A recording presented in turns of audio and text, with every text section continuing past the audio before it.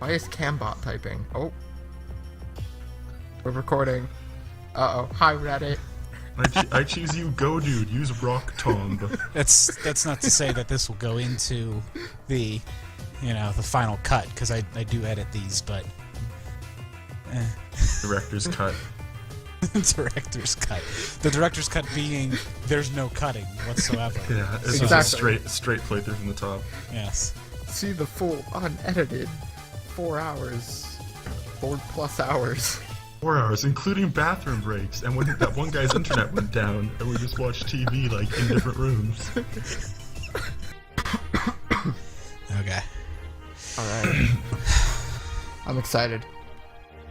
Hype me fools. I'm a little scared. Alright. Here we go.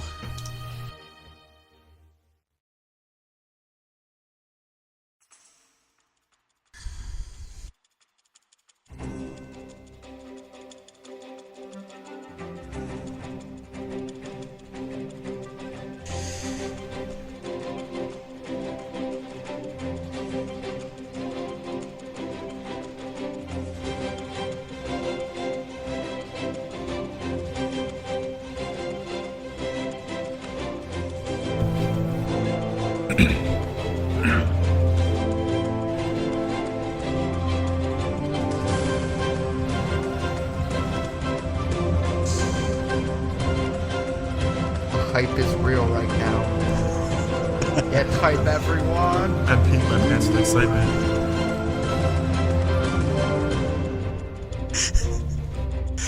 Welcome to Copperskies City.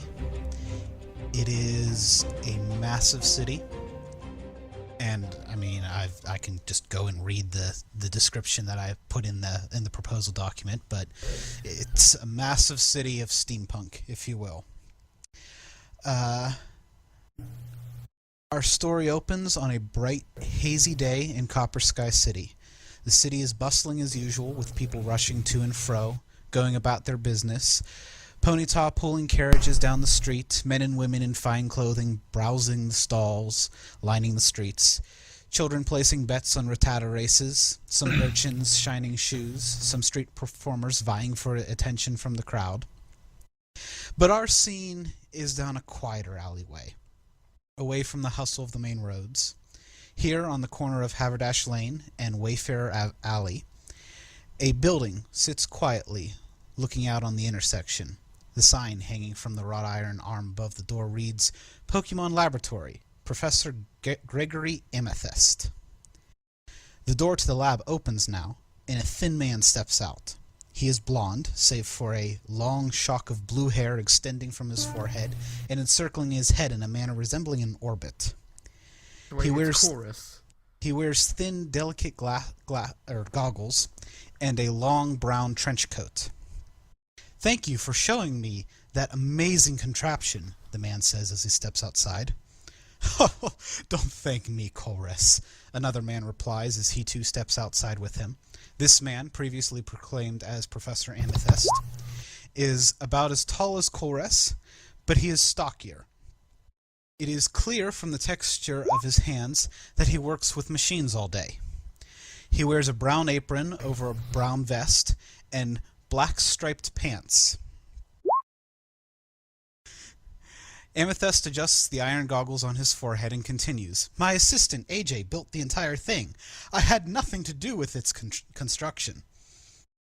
Amethyst brings forward a boy of about 11, who wears a brown apron over top of a red-brown vest and black chaps.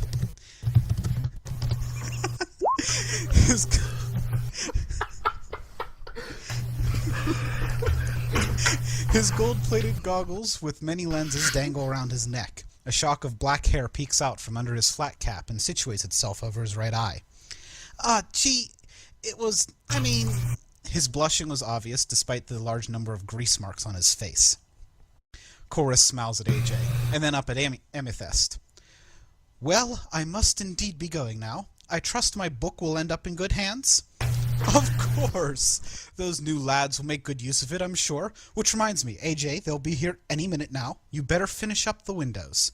But my project. You'll have plenty of time to work on that. The new trainers will show up any time now. Yes, sir. Kolres once again smiles and waves as he departs down the alleyway. Amethyst re-enters the shop as AJ solemnly picks up a cloth rag and bucket of water from inside the door and begins to clean the windows. And for a moment, the intersection is quiet once again. Oh, snap. I love goggles because they're comfortable and easy to wear.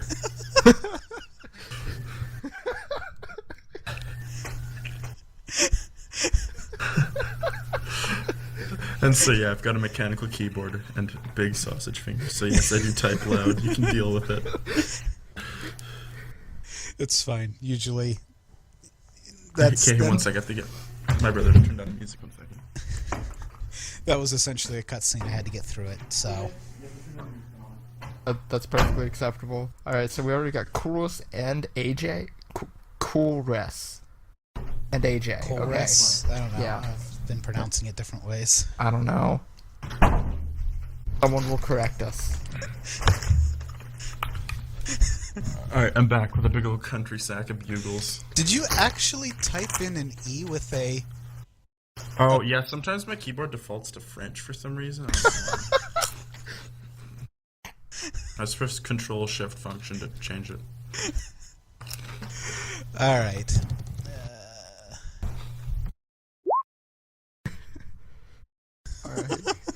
Okay. Okay. The show go on. Which of you will be arriving first in this lovely intersection that's quiet, where AJ is washing windows? Let's roll for it. Roll a d6, higher one arrives first. Roll a d6. Oh, I rolled 2d6 by accident. I don't know how to count. Hey, they're equal though. You go first. I got there first. Okay, so Sebastian turns a corner and finds the intersection that he's been looking for. Describe yourself. Oh.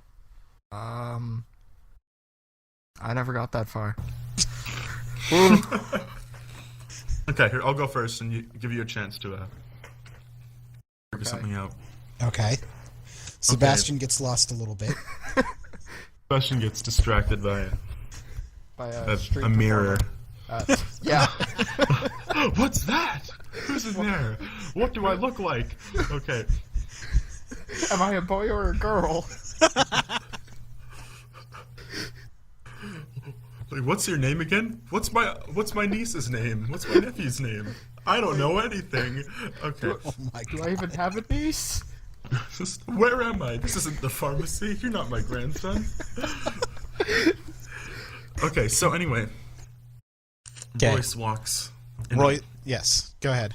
Okay, so Royce walks into the intersection, and he's wearing his classic dark red coat that goes down to his knees with big brass buttons and a big fancy gizmo gadget type wristwatch bracer thing.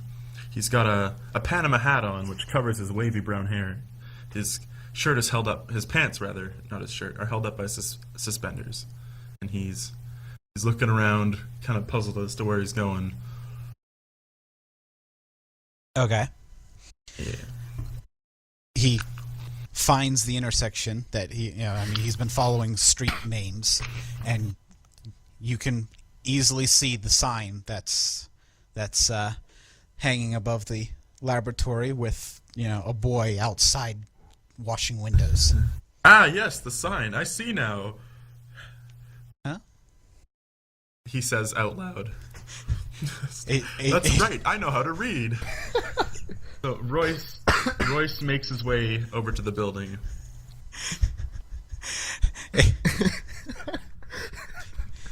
AJ is slightly confused for a moment and turns around and goes, hi, you are? As I'm Royce, the Pokemon researcher. Okay. What's your name, friendo? My name's AJ. How are you how much research have you done? Not a lot as of yet. How do you call yourself a Pokemon researcher then? Theoretical research. In theory, What the I know heck's stuff theoretical about research? research. Nah. Studying the concept of research and its applications. So that when I do go researching, I'll be able to better research. Sebastian finds his way again. Sebastian stops looking at himself in a mirror, now remembering what he looks like. He's. Do you have like at least a vague description of yourself? Yeah. He has jet black hair that he keeps uncovered and has his goggles hanging from his neck. He wears a black duster and a pair of blue pants. Okay. He spots the sign hanging above the door and sees that this is where he is heading. Ah, finally I've arrived. Hello there. Oh, Royce. What was your name? Royce? Do you know him? James has muted himself. Sorry, 1 second. Keenan's my brother's heckling me. 1 second. Okay. Family. Okay, I'm back. Microphone muted. Microphone activated. Microphone muted. Oh, I Microphone turned activated. that off. Oh I God, love that. I hope I turned that off. It's so old timey. Okay, Like, good. It's deactivated on the recorded computer. I was afraid for a moment. all right. So what happened while I was?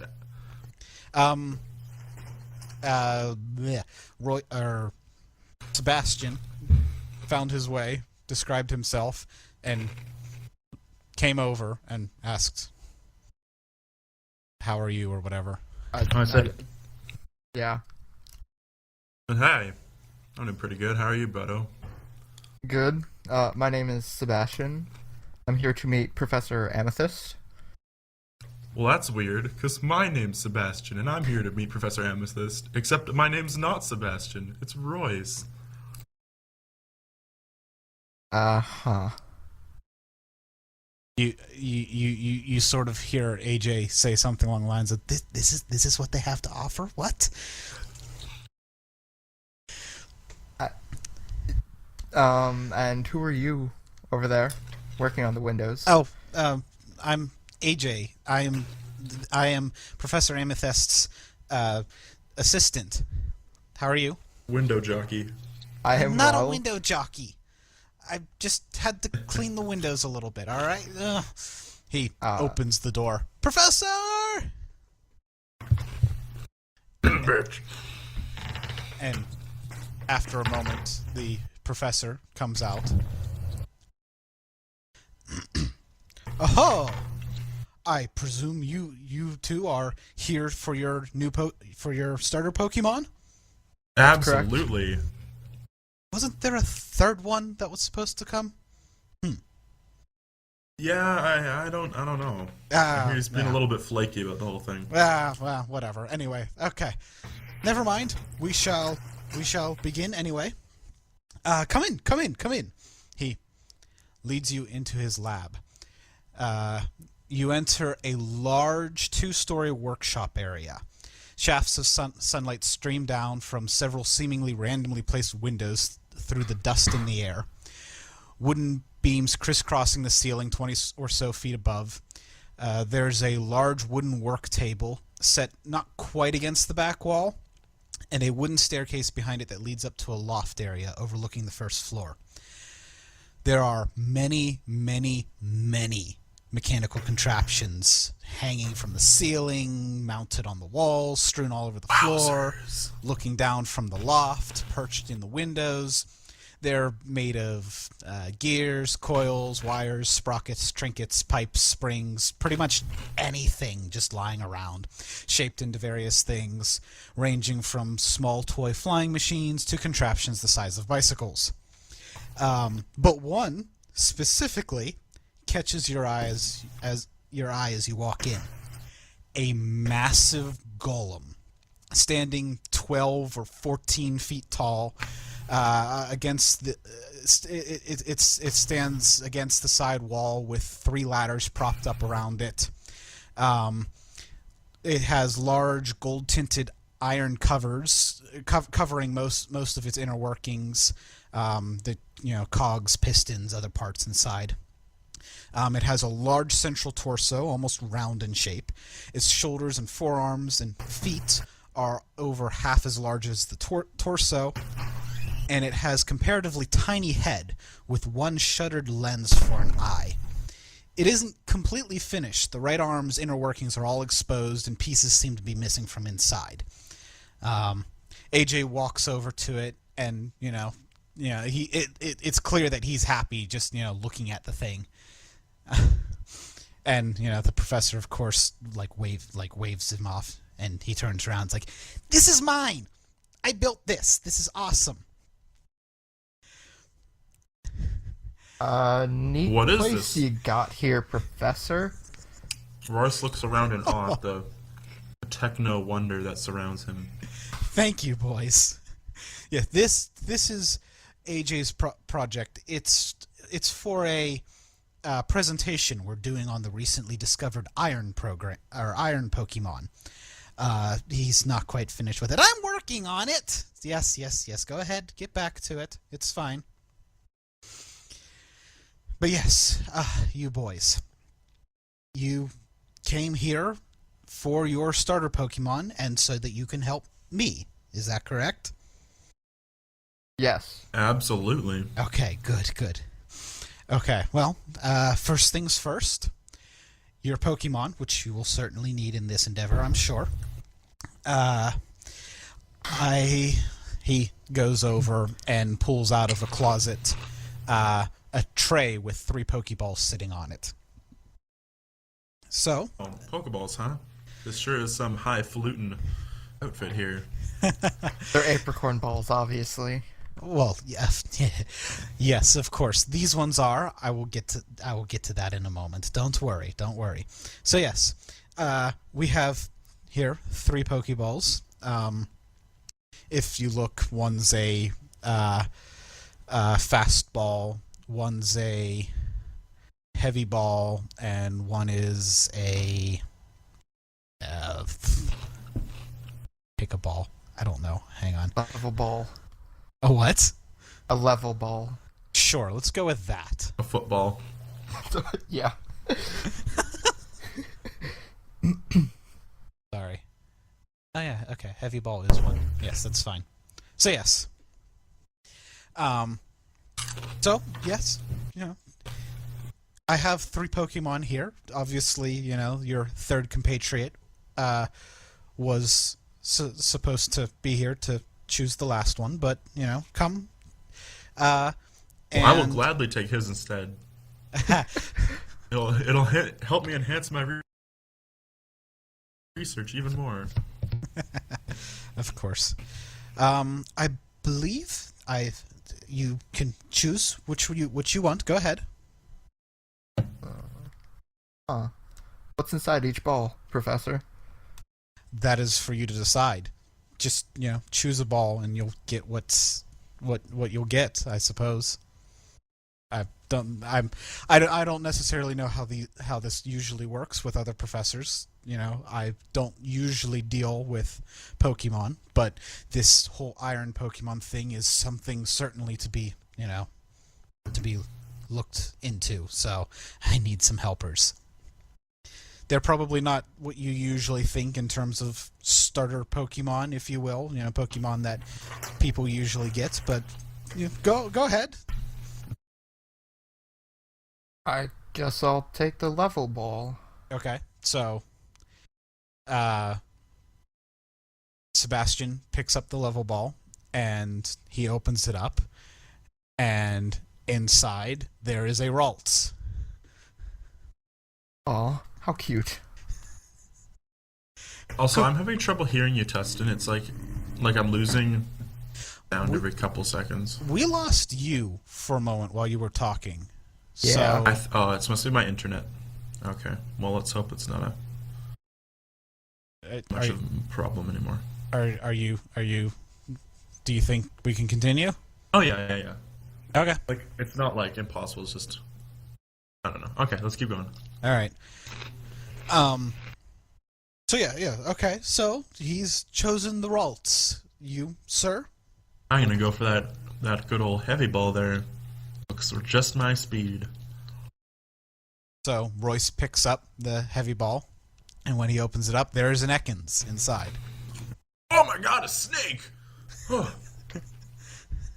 I'm just kidding. Of course I know it's an Ekans. I am, after all, a Pokemon research specialist. Anyone with basic Pokemon education could tell you that was an Ekans. Yes. Anyone with basic Pokemon education could tell you to shut up. Now, boys. Okay, so he goes and he puts that tray with the last remaining Pokeball back in his cupboard and closes it up. Okay, now you have your starting Pokemon, and and you can name them whatever you want and all that. But the real reason that I have brought you here is for your next choice. Okay, so he turns to another cupboard, opens it up, and takes a box that seems to be full of various balls and puts two of these down on the wooden work table. One of them is full of various apricorn balls that you can generally recognize. The other is full of these interesting metallic balls that have various cogs and contraptions and stuff like that make them up. And he indicates to both of these. Now, of course, you will recognize the apricorn balls. I've managed to collect a few in here. They're sort of expensive, but these balls here, and when you look, you notice that there's considerably fewer apricorn balls than there are of these other balls. These other balls here are Pokeballs of my own construction, myself and AJ. We are attempting to create a more generic ball, and these are, as we would generally call them, clockwork Pokeballs, if you will. We're hoping that these will be easier to construct, cheaper eventually in the future, one hopes, but they're still a very much experimental technology. And that is why you're here, actually, to help us with, experimenting between the two. This is ground floor sort of stuff before we, get into the whole Iron Pokemon thing. So, you are free to pick one of each, and after you pick them, I will ask you to go out and catch some Pokemon with either ball and, test to see what the results are between them. Hopefully the clockwork Pokeballs will live up to the actual capture part. All right, sounds like a plan. His smile sort of falters at the end there. I have a feeling this clockwork ball's not going to work too well. Well, we have to give them... We have to give them a chance, and we can certainly improve. The future is now, thanks to science. Yes, absolutely. Yay, science. And as you are picking over your, as you're looking at the balls, the door opens and another boy, considerably younger, walks in with a Rattata on his shoulder. And he just, quietly closes the door and goes over to AJ. Hey, who's this guy? Kind of quietly to Sebastian. I have no idea. I haven't seen him. He looks like a shade. I don't like the look of him. He is. One second. He quite literally looks like a street urchin. He He's got, sort of uh, a ragged vest on and short brown pants with like thigh-high boots. And he has, goggles dangling around his neck. And, his Rattata is seemingly always on his shoulder, just watching. And he goes over to AJ and, excitedly starts talking and kind of pulls out some food and offers it over to AJ, and AJ's like, Ew, poor people. No. I mean, AJ clearly, knows this boy, but he actually says, that he doesn't necessarily wants to take his food from him. That he has his own food, and that, it's a little cleaner. It doesn't suck. And isn't going to give him AIDS. You get AIDS from food? I don't think so. No. He was just saying that to be... I am following you now. Anyway, so this young fella... I say, hey, young fella. Hi. What's up? Hi. What's your name? The professor actually, says, not now. We'll get to that later. Choose a couple balls. So you have your choice of apricorn balls, and you all get a clockwork Pokeball. They all seem generally similar.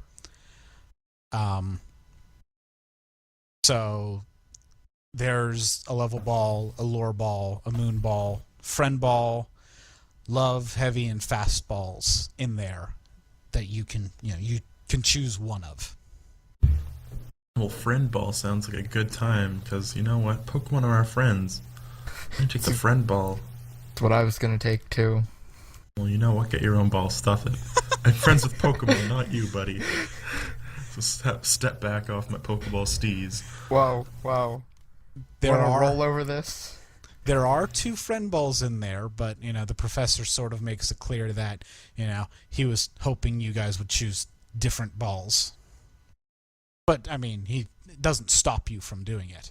We can't have a matching pair of balls. You want to roll a dice over this? I will take the fastball, Royce says in a very mature and more adult tone than Sebastian. That wasn't Sebastian speaking, that was me. Okay, well, I'll take the fastball. Just for the purpose of the story. Sebastian picks up a friend ball from the box.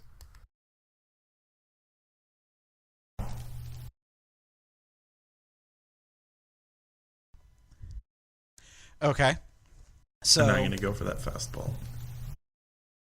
Okay, so did okay. Who chose what? I chose fastball. Royce chooses the fastball. And I chose a friend ball. Okay. You can add that to your character sheet. Veto. Cool. Consider it added. The clockwork ball. Yes, and add 1 clockwork ball as well. Alright. In before Clockwork. miserable failure. We'll just see how things go. I, for one, think these fancy new Pokeballs are the way of the future. And I'm going to support them wholeheartedly. Well, that's certainly good to know. And at this point, you hear AJ sort of whisper hissing at the other boy. Joey, what are you doing? And, you guys both look over, and the boy, who is apparently named Joey now, is holding a tiny little coin purse or whatever. It's like, I was going to give it back. He tosses it over to Sebastian, who, when he feels for his coin purse, noticed that it is missing, and he now has it back. How did you get that? Okay, I'm putting that somewhere safe. You were distracted. That's all. Just the pickpockets around here. They're pretty good. I used to be one of them. That's all. I shift my coin purse to beneath my junk on the inside of my thigh. I'm gonna stick it inside of my jacket.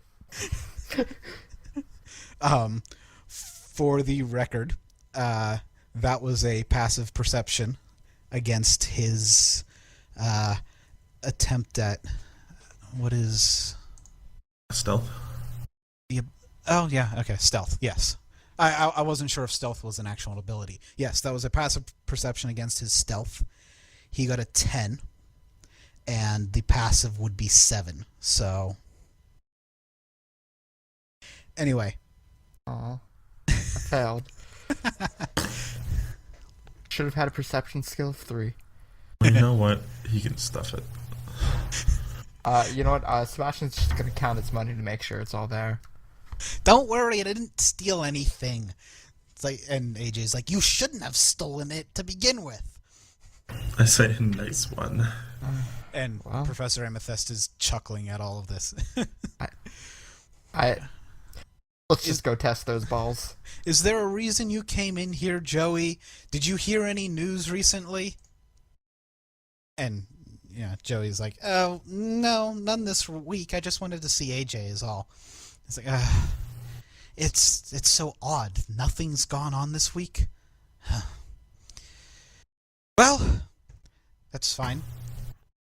If you boys want to run off, that's fine. I won't stop you. Thank you very much for participating in this. And the professor sort of starts probing Joey with a few more questions. You sure nothing? None of these interesting occurrences, with the iron Pokemon? Nothing? No? I found a cool rock the other day. It's kind of like an iron Pokemon. I think this is our cue to leave. Alright, so I say, well, we'll do you proud, Professor. Don't worry about me. And I'm gonna scoot off. Hey, come on, Sebastian, you slow bum. Let's go find us some Pokemon to catch. Yeah. Who said I wanted to travel with you? Whatever. Not like I have anything better to do. Hey, you know what? I've got feelings, man. Boys. Because I'm attractive and smart doesn't mean I don't have feelings. Boys, try and get along some. I mean, it's rough out there in the wild. Even though you have Pokemon, believe me, things can turn sour very quick. There are strength in numbers. You'd have more numbers if the third boy had showed up yet. I'm still waiting for him, but don't worry. Alright, well, So yes, I guess no time like the present. Alright, stick together if you can. I think we should head out the south side of town. Look for Pokemon there. Alright. Okay. I'll let you lead the way, young man. Alright, come on. I feel like Route 1 music should be playing right now, but I didn't cue that up. So Tustin! You Tustin! goofed. Tustin, you goofed. You done goofed. We haven't even had an encounter yet. No, not yet. And it's been mostly silent. I have music for Program's caught. daytime Copperskies City. Why haven't you been playing that?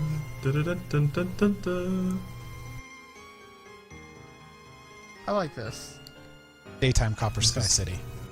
This is nice. I'm digging it. I say, well, let's head out to Route 1 and find some Pokemon. I don't think it would be called Route 1. Not Route 1. Let's go find the nearest route and Go south, out the go city. rooting around. He laughs at his own joke.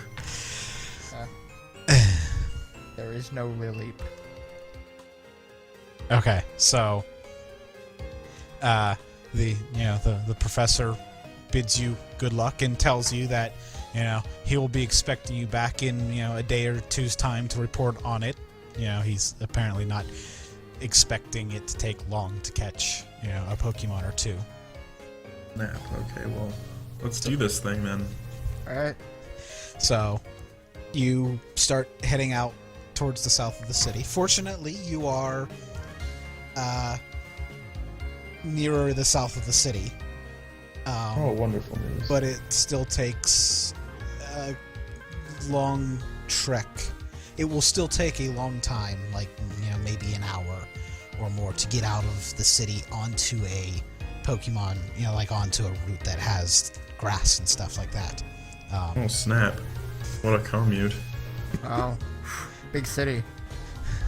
It's big. It is Like- a very big city. Like in game, I can travel across the entire world in a matter of an hour. Well, no, this place is huge. Alright, well, while we're walking, I'm gonna go and open my Pokeball thing. Have my Ekans come out. And I guess I can't really have it sit on my shoulders because it's like 6 feet long, aren't they? Ekans are big. I guess the most you can really do is, have it slither along beside you, because even Alright. carrying it would, make you Well, slower. no, but it only weighs like 15 pounds though. Like it's 6 feet does? long. It was 15. Yeah, it doesn't make any sense. Wow. 1 second. Ekans. I looked it up. I triple checked. I checked on Bulbapedia. It's average 15 height, pounds. 15 pounds, and average height, which I'm assuming is length, is about 6.5 feet. Wow. That, what?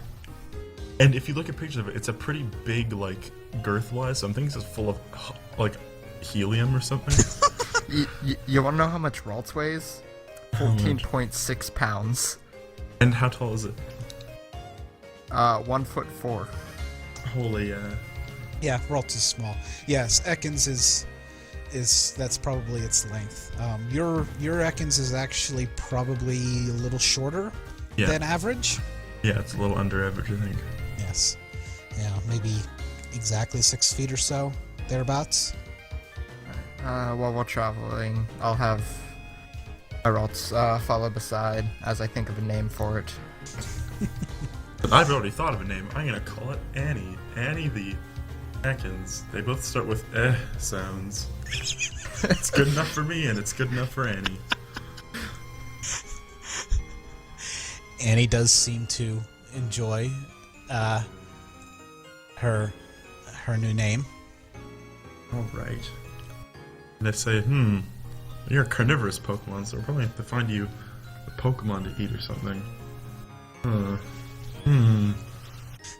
wonder if it likes the taste of bird, Royce thinks to himself. Flying type Pokemon. It's Yeah. a snake. Birds are probably a solid choice, or at least their eggs, preferably. Okay, so she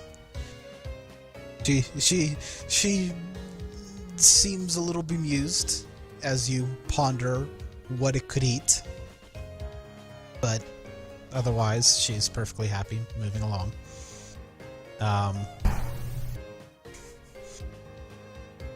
Alright.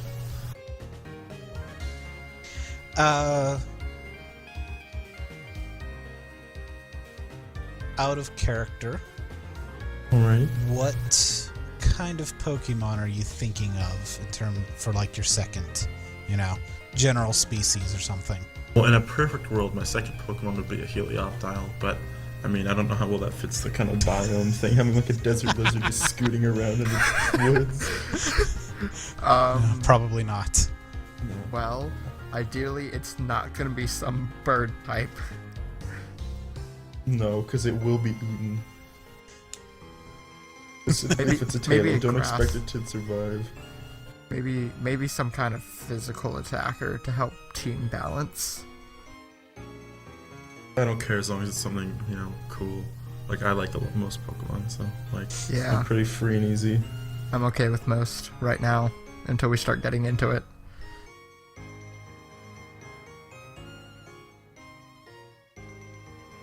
One second while I bring up the list. God damn it, where the hell's that list? It's been lost for all eternity. Damn it! I just looked at it the other day. Now now I have to go searching for Dragon Balls in order to bring it back from beyond forever. Oh, well, I have those if you need them. Oh, you just kind of have the Dragon Balls kind of sitting around? Yeah. Don't you remember from the other day? Oh, yes. Okay. Well, if I could borrow them, that'd be nice. Alright. I don't know how to pass them to you over the internet. I think there's a foul upload thing on... Actually, I think I have that turned off, but... You mean they're not electronic files? No, they're physical Dragon Balls, Dustin. That's what you asked for, isn't it? Well, yes.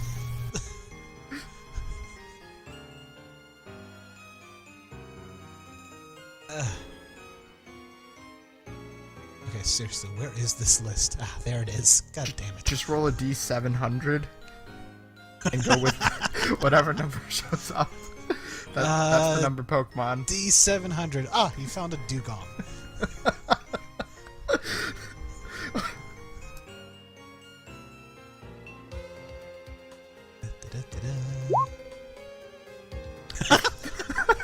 I found a Blastoise. You find a Blastoise just kind of sitting there. I don't know what it's doing here. It just is.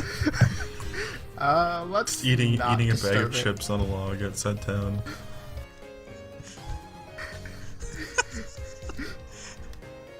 I realize there's more Pokemon than that, but still. I don't know the exact number, and I don't really care. You rolled a 9 on a D700.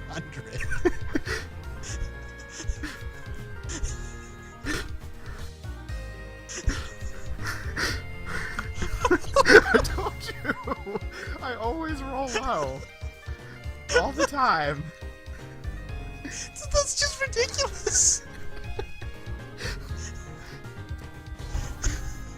Okay, so there's 719 if you include Deontay.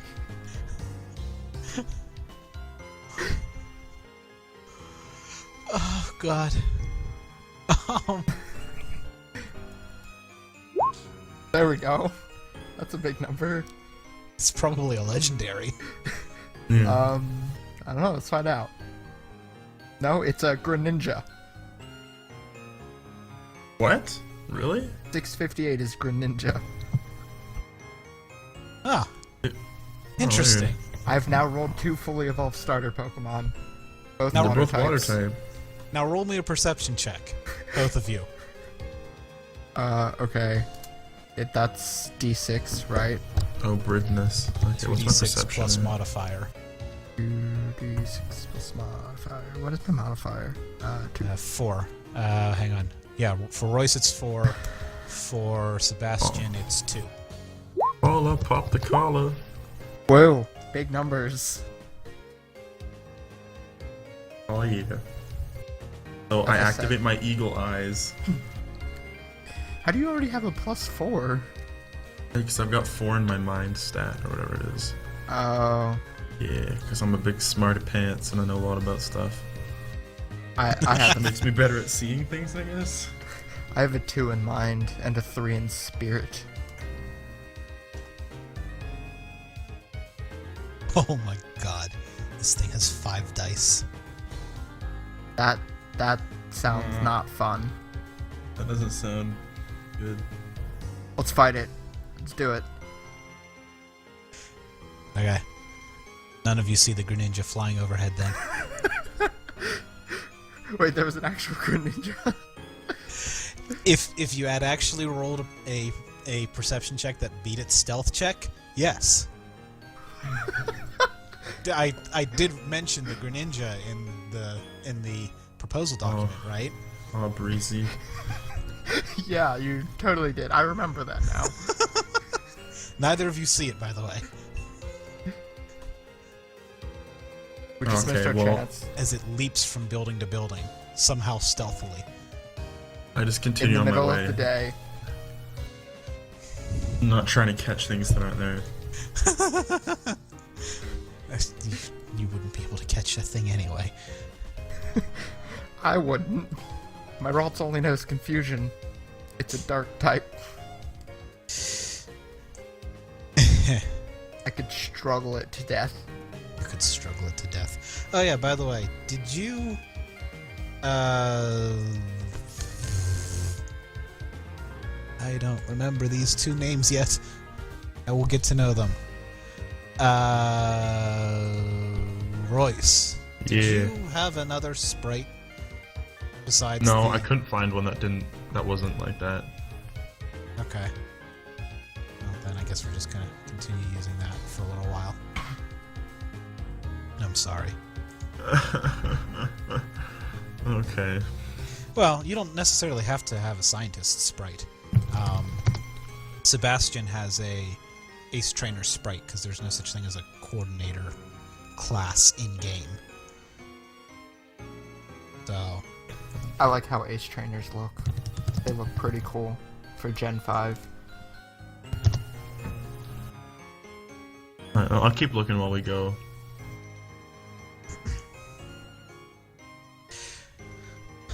Oh, have we made it to the yes, route yet? you guys Oh, are making cool. it. You guys are finally exiting the city. It's like there's this wall that seemingly surrounds it, but there's still city after that. Like, they put up a wall and then continued expanding. But the buildings are getting sparse, and you're at this point nearing the research facility that you... Oh, crap, I started up another... Go away. Thank you.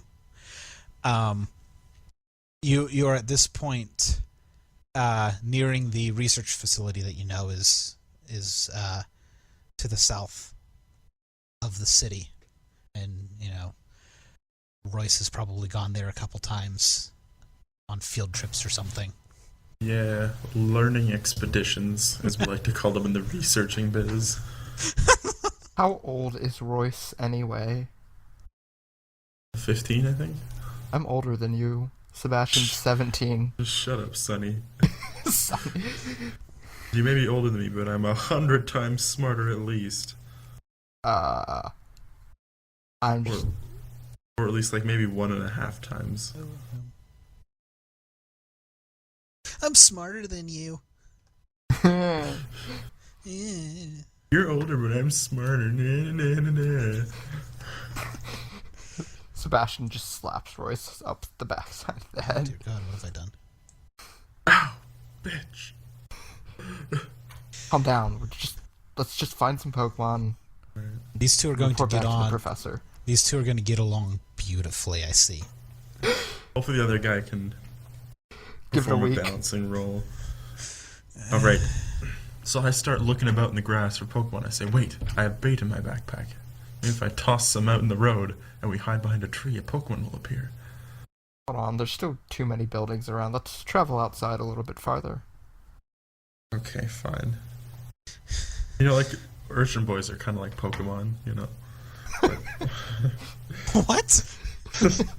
I've always wondered, can you catch a person with a Pokeball? Like, why couldn't you catch a person with a Pokeball?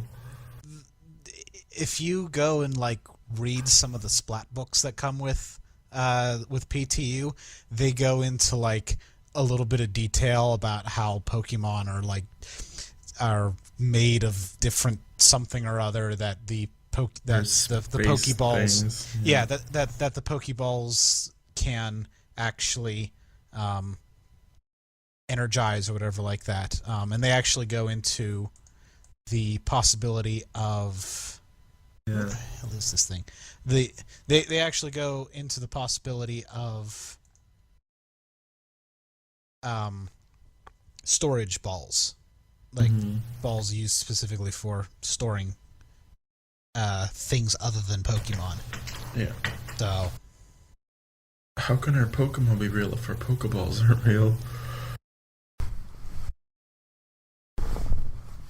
right. Okay. Sorry, I was setting up the map, which I shall toss you onto now. Alrighty, let's do this thing. You Oh, not this again. You totally don't recognize this map whatsoever, I swear. It looks slightly different. I rearranged a few things. I also didn't necessarily set up any maps, aside from this, so shut up.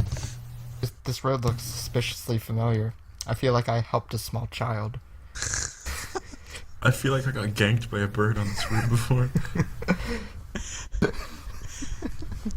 Just to clarify, neither of those were canon. Considering that, they would have then had to happen before you get your starter Pokemon, so... Alright, let's do this thing. Yeah. Right, so... You...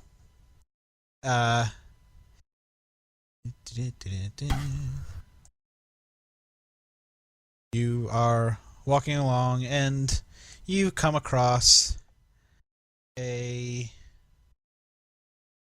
Hang on. Plop. You come across a couple Bidoof that are, just kind of... Goofing around. chewing on grass. That sort of thing. I say, wait, we have to observe them before we catch them. Who knows what their behavioral habits could reveal to us? And I whip out my trusty Royce patented Pokemon encyclopedia and start taking notes. Ah, I forgot to do that. On their diet. You were supposed to get the Pokédex from the professor. Well, good thing I'm in the process of making my own. Okay, that's the fine. The Royce-o-Dex. Okay, so I'm gonna take some notes on this little buddy here. Well, they appear to be common and herbivore. All right, that's what I'm getting. That's what I'm getting on this reading here. Okay, well, I'm gonna approach it and offer it a morsel of bait. See how it feels.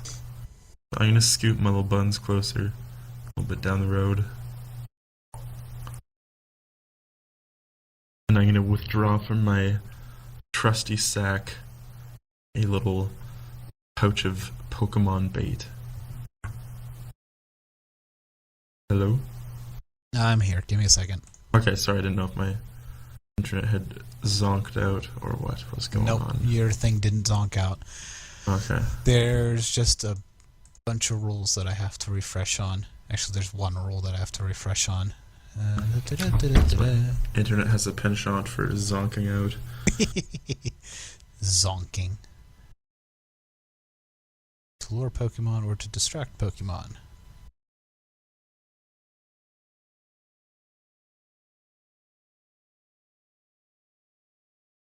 Right, okay.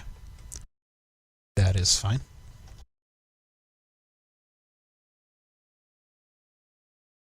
Alright, so it's safe to draw my die.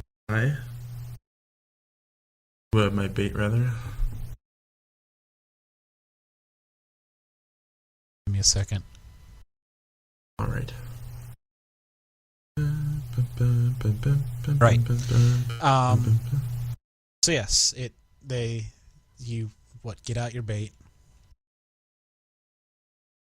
And I'm gonna slowly kind of offer it with gentle intentions towards these amiable little creatures. They seem interested, certainly, and they are ever so slightly warily approaching. Yeah, I'm gonna warn Annie to maybe stay back a little bit, because having a terrifying enormous snake behind me might not be conducive to friendship. What's its ability? Intimidate? Yes. Yeah, that sounds about right. I'm thinking because it's naive nature, it's just kind of like totally oblivious that it's scaring people. It's like, hi! Like, oh my god! Okay. So I'm gonna scooch you a little bit closer and make little sounds. Hey, get the bait, little buddy. Hey there. The little guy. All They right. walk up and start munching on the bait. Oh my god! It's so cute. I'm just gonna watch. Sebastian stands Okay. back, watching dumbfounded. I'm gonna try to gently pat this beautiful miracle of nature on the head. Give a little behind the ear style scratch.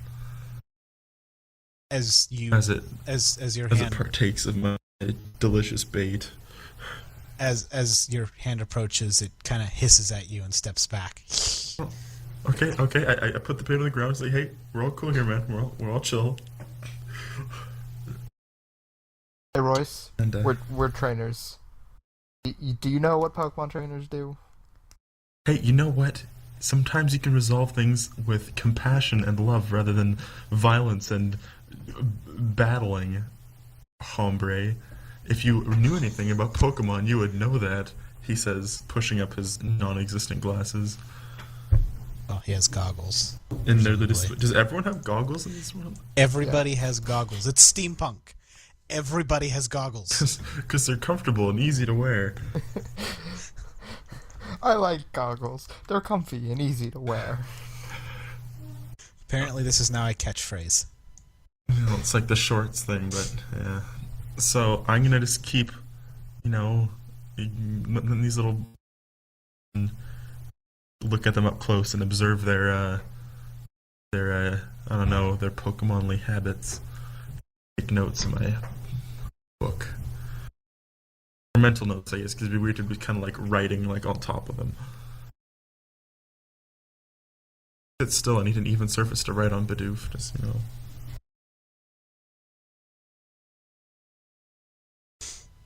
The GM is rolling things, Uh-oh. and it's not hidden from us. Uh-oh. This could mean anything.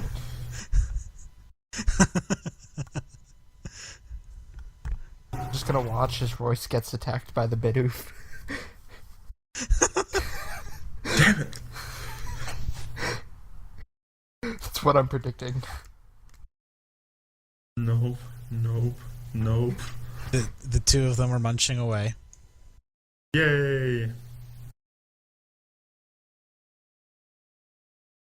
Are they munching away, eating my hands? Like, are they munching on me? No, well, I presume you stuck the bait down, right? Yeah, I put it down gently so I can observe them up close. Royce, look around. Oh, hello, Poke friend. Oh, crud. I think I know what's going on here. So I'm gonna start backing up, gently but slowly.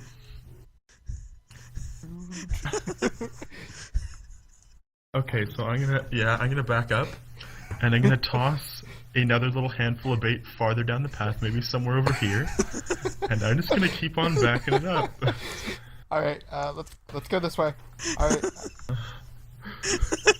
Hey, I'm not abandoning this yet. Maybe I'll catch all of them and be the greatest Pokemon catcher ever. These two You have start two fighting. balls. These two start fighting each friends. other over the bait. Friends, I'm gonna throw my other bait. And I'm gonna break it. No, wait, How many no, I'm gonna bait do you break it up have? into a bunch. 4? I've You got just 4. used 2?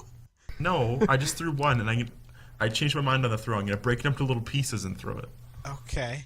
so that they don't have to fight over it, Okay. or fight over it as much. So I'm gonna toss it out in like a fan, that all the little happy animals can partake of my bait. And I'm just gonna keep getting farther away to walk around the path. Coward, Bidoof. you'll never be a Pokemon trainer. I'm not crazy.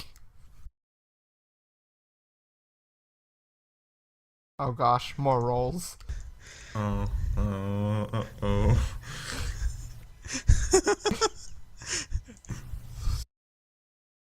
Keep edging along. But yes, there's a bit of a kerfuffle in between these two, and now a bit more between these two over here. And Bidoof battle. they seem to be fighting amongst themselves about who exactly Gets to eat the bait. I know to myself, I say, there doesn't seem to be any social structure regarding who eats first amongst the pack. Is it because they're an egalitarian state, or they're just stupid? This remains to be seen. Royce. Is that bird chirping I hear? Royce's instinctual fear of bird-type Pokemon kicks in. It says, okay, this is getting real very fast. And then keep backing up. Oh no, they're going for the Bidoof food. Not in my house, Beretta. They start attacking. No! Okay. I'm gonna prepare to go. Oh, are you? Oh yeah. Are you now prepared to go? I'm eating bird for dinner tonight. Okay. I said, come on, Sebastian, get over here. We need to protect these little animals. Fine.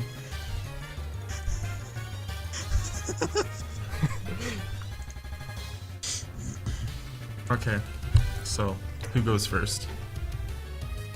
Give me a second. I got speed 13 also now. Heads up, so that's like a bit of heads up hockey for you there. You were Ekans.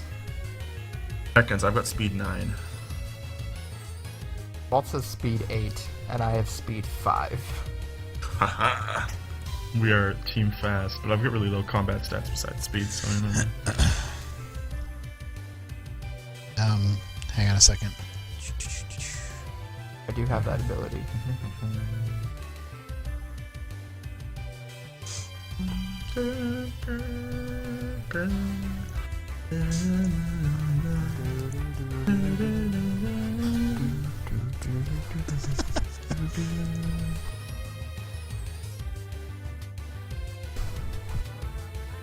We're gonna be humming this music a lot, aren't we?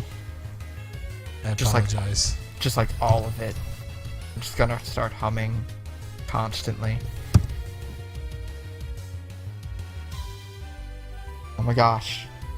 There's something as slow as I am. Bidoof. And there's 4 of them. And I should Bidoofs. generate that to 6. My god, I have far too many of these Pokemon. This is Encounter 1, Dustin. Just kind of estimate what's going on with the wild Pokemon. Yeah. Well, Dude, I just use the same stats for everything. Yeah, really. All the same Pokemon. That's also possible. Rule number 1, if I'm not mistaken, is do not have this many Pokemon on the field. Ascending? At least until we have like... That's the wrong way. Descending, right. Well, they're about to get stuffed anyway, so they can deal with it.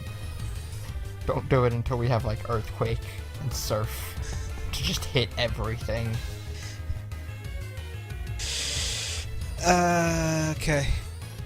Top of the round. I see the enemies get Halo priority. attacks. Oh! Like this. And I'm just gonna kind of estimate these things since it's not that important. How many hit points do you have?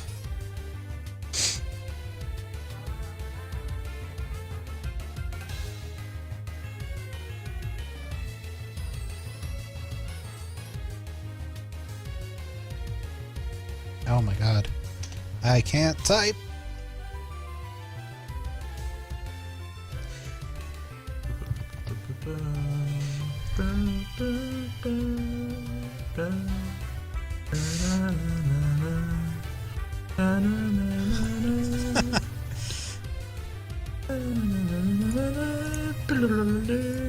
Right, I'm gonna do it this way until at least until one of these is engaged. So, right, so that attacks. This attacks here. This attacks here. This attacks here, and this one goes down.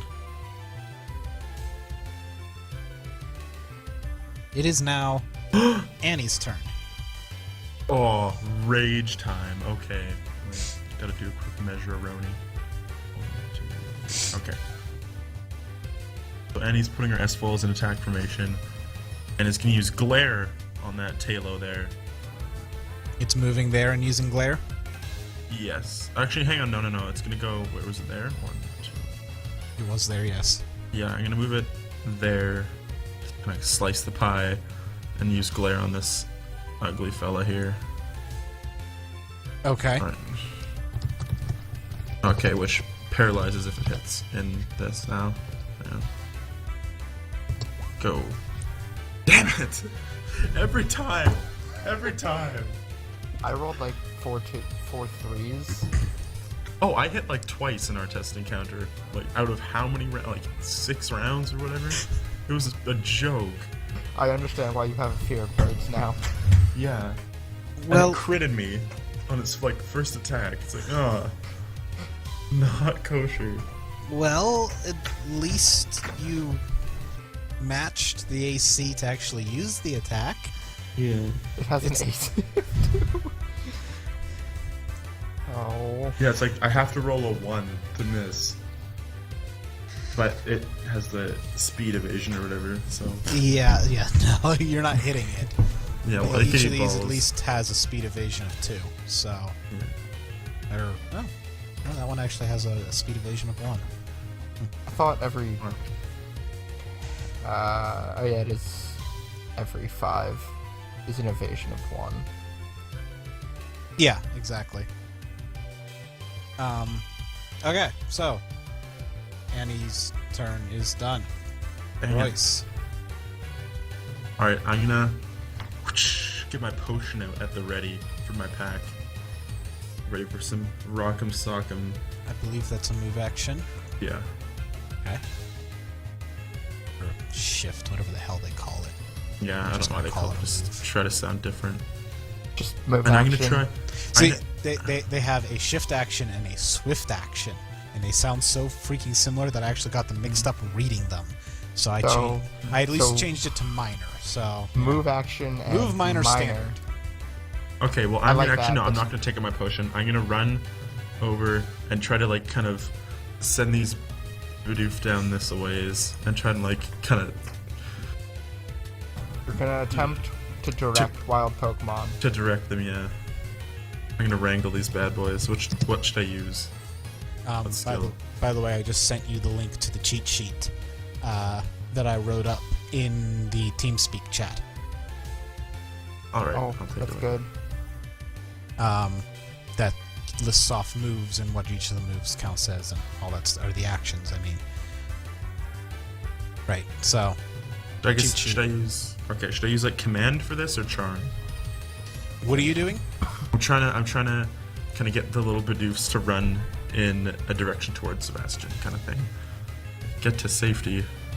I Big mean, little animals. how are you going about doing this?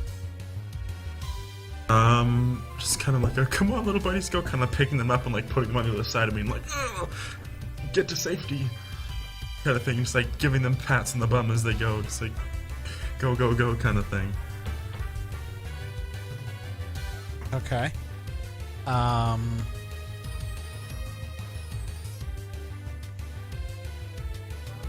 I don't think a command roll is usually used for other Pokemon, but I'm going to allow it this time. Right. Like, usually What- it's what would only I for use your in- own. Okay, So- what would I use instead in this situation? Well, I don't know. Would I use charm or would I use intuition okay. maybe? Or- The most obvious thing would be intimidation to scare them out. Well, I don't want to scare them. They're just cute I little guys. understand. I understand. I understand. I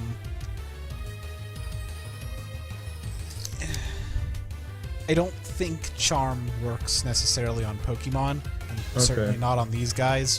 What's the intelligence of these guys? Hang on.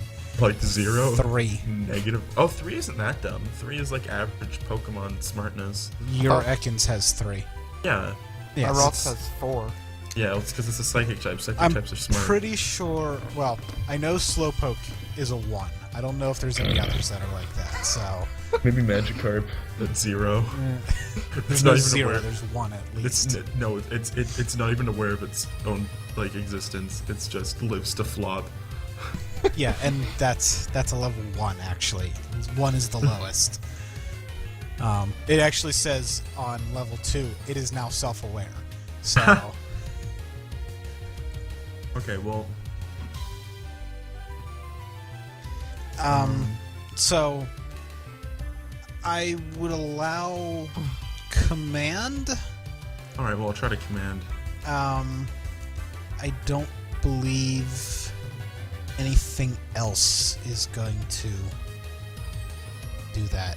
No. Let me double check that actually. No. Actually, no. You know, screw it. I'm just gonna try to run and throw myself in between them, like, kind of like, barrel my way through, and get all up in this Talos biz. I don't believe you can move through them like that. Oh, I can't like just kind of. Okay. No. Okay, well then I'm gonna just run around them, Okay. and I'm gonna swing my trusty handbag of power at them, saying, "Step back, Talos. So You you're don't gonna know me." Okay. Struggle attack. God damn it. Yeah, it's a miss. Oh, you tried to attack it? Yeah, with my trusty bag. Right. All right. It is now Ruru's turn. How do you pronounce that? Alright. I'm gonna have Ruru move forward a bit. 1, 2, 3, 4, 5. Yep. Alright. And then I'm going to have it. Alright, yeah, I'm gonna have it attack that Talo that I just pointed at, this one. With Okay. confusion. So that is a D.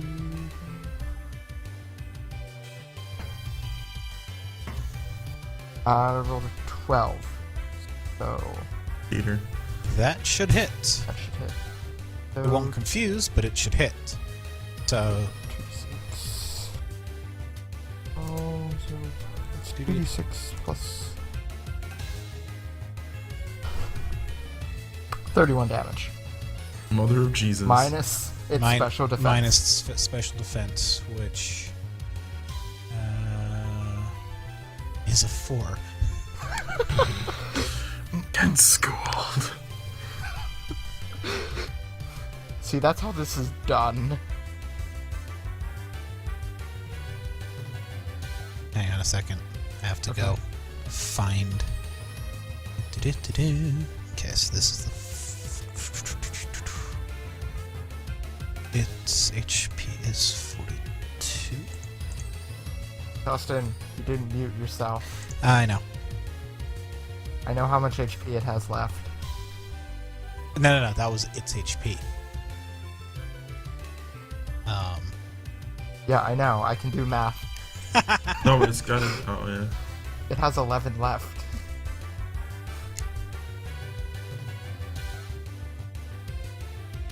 Which means it's not in the red yet. Or wait, do you round up for 1/4? I think they are all rounding down.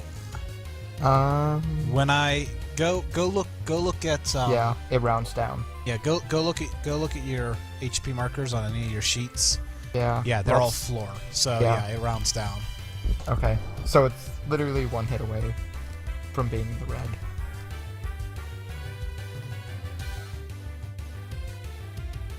I still haven't decided. Okay, but it is. Oh, actually, so yes, it is bleeding, and it is.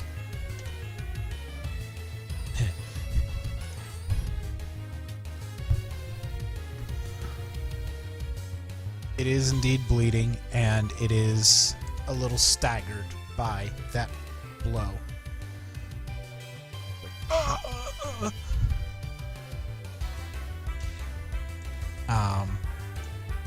So Is that yes, it? Yeah, that's that turn. that turn. This one will attack him. This one will attack it.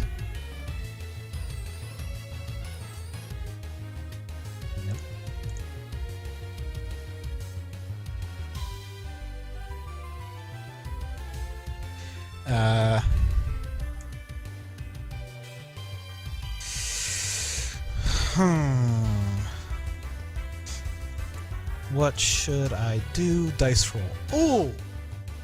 Critical fail. That doesn't sound good. I'm sorry, Royce. What? You rolled a 1. Oh, yay, that's good, right? No. Wait, what was the one for? That.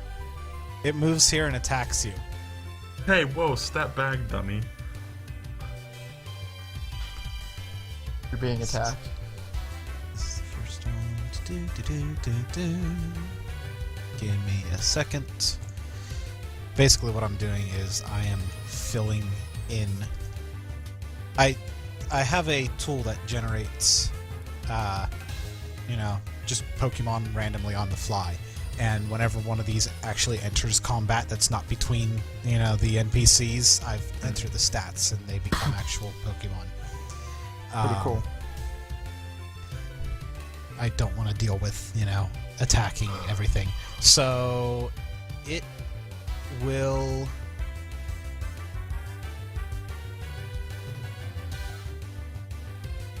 Interesting. It will use Tackle. It will tackle Royce.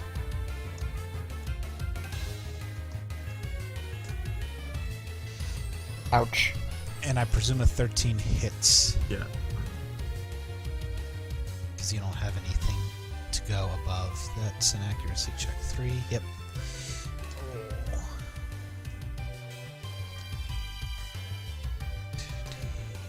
6 plus 8.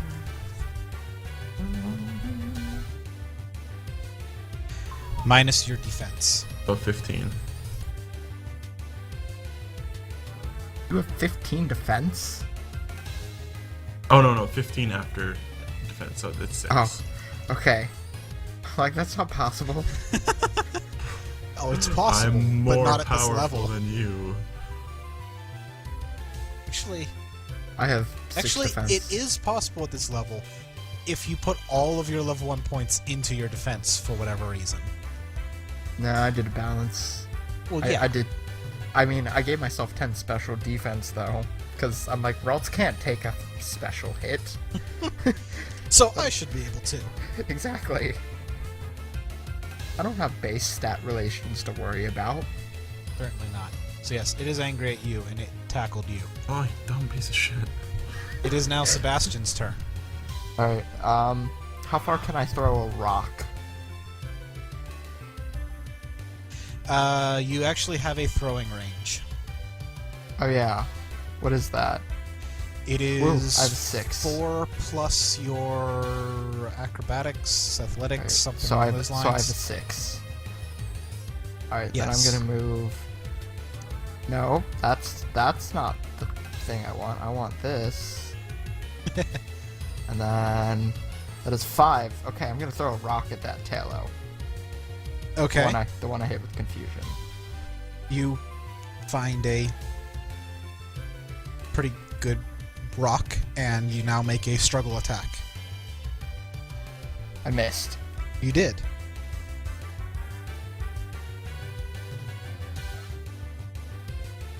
Top of round 2. Alright.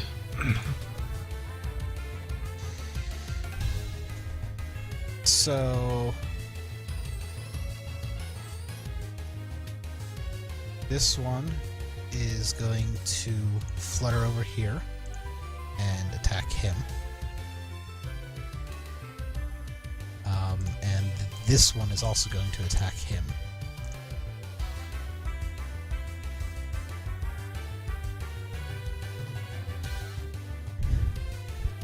This one is going to attack him.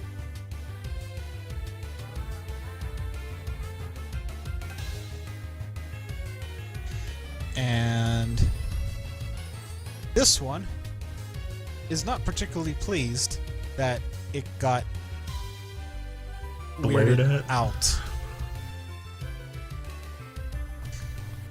So It is going to...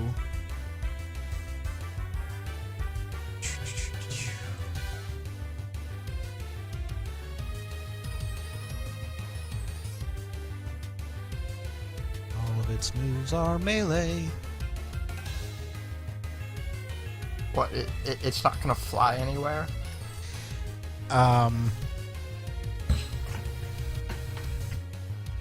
So let's see. I'm thinking about this from a reality perspective. If somebody performed the move Confusion on you, what would it look like?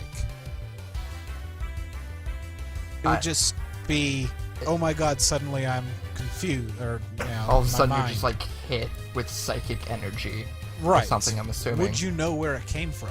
Oh, my brain If you could, I mean, if the tailor is smart enough to realize that a psychic type Pokemon would have done it, and knows what a Ralts is, then probably. What is the Thinking intelligence on a Tailo? A 3. It might not know it then. You could roll for it if you want. Or you Actually, could just say it knows. I think it's going to think that the Ekans Well, you know what? Eat Is shit, the- Talo. is the one that attacked it. So, it is going to not fly. It is going to run, and you can see that its wing seems to be, you know, broken, if you will. Oh, it's got an injury. It's got what a at least dumbass. an injury. Oh, I mean, it took a psychic. It hurt a lot. That'll hit. And I just realized I didn't declare what I was doing. Almost every attack roll's been like 12 or 13 so far. Ones that have hit it. I rolled a 2 on my struggle. I rolled a 2 on my And you struggle rolled as a- well. Yes, it is. 2. It is pecking. Heck, my worst enemy. This is 2d6 plus 8 plus its attack minus your defense. So 4. And my defense is doop.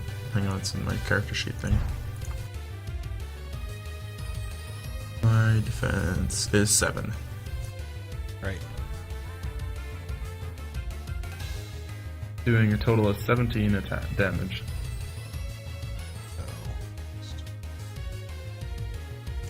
Oops. Okay. I was about to say, not quite there. No, what I've been doing is I've been going minus the damage plus the defense, you know, in the little disc. Oh, yeah. So,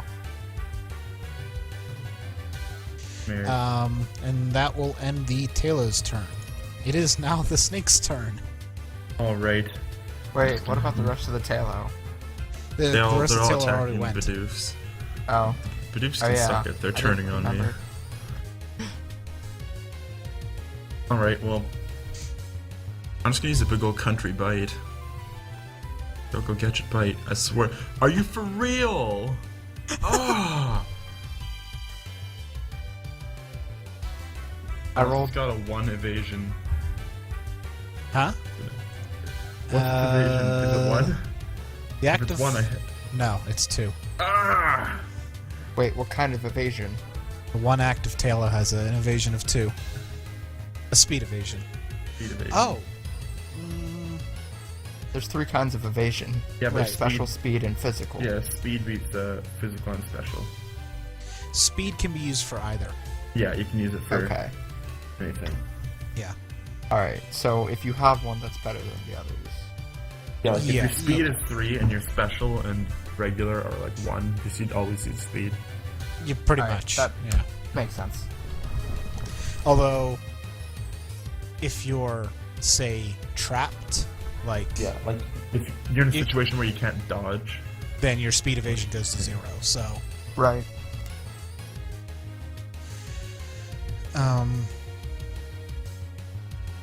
no, okay, that's fine. Okay, well that tanks. Okay.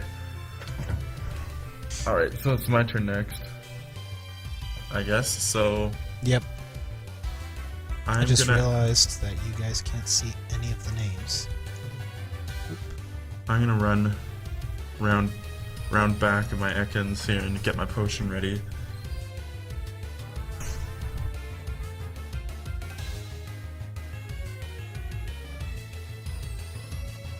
How far did you move? 3 squares.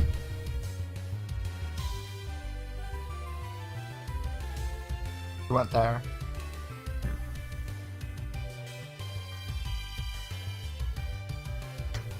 Hang on a second. I want to make sure that this is in the proper... Oh, God, no. Sorry, it was in the proper measuring mode. There we go. Okay, so that's 4. Yeah. And then if I don't take my regular action, I can... It was set to 4E mode, and in 4E, it all movement is just 1 each, even diagonal. I forgot to set it to Pathfinder, where it goes 1, where then 2, diagonals the then half. 1, then 2, like that. Yeah. So Oh. I didn't know. Huh. yeah, and that's the mode that PTU uses. So Right. Okay. and if any of your, I don't believe any of your movements were on the Mine was edge before. horizontal. Okay. No. Well, I mean, I'm not gonna say that these things didn't happen or whatever like that, because it's too late now and retconning is annoying. Okay. So Basically, again, I don't hit. okay. So And I'm gonna get my potion out of my bag ready to go. so you moved, I moved, but I'm... and then you traded down to pull out a potion. Yeah, that's it. And then you don't have any minor actions. No, I'm not doing anything else. Yep. Okay. It is Raltz's turn. Alright. Raltz is gonna use Confusion on this Talo.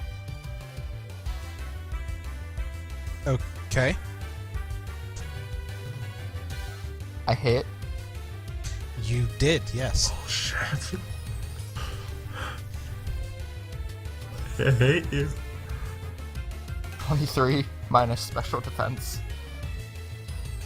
This is now the second Taylor we are pulling into this. Give me a second to realize this Taylor. Wow. It is... Raltz does damage. I rolled 2 1s, and I still got a 23.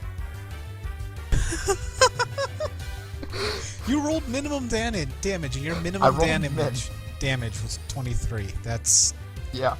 just beautiful. This is when you know you have good damage. When your min is above 20 just starting out. I feel. Right.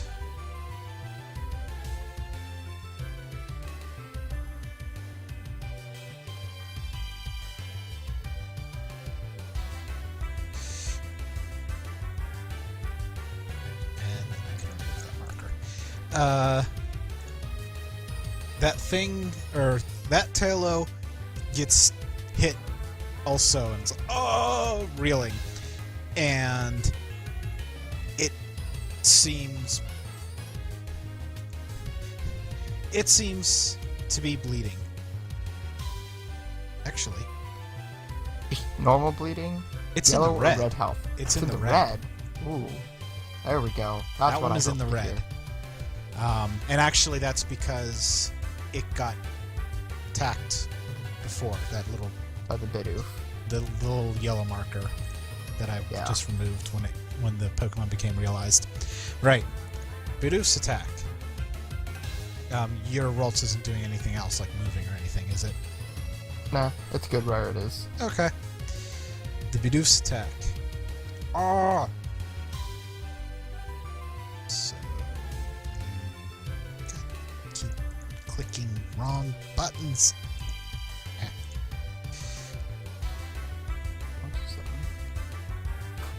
Don't mind me. I'm just measuring ranges. It's fine. Alright. So yes.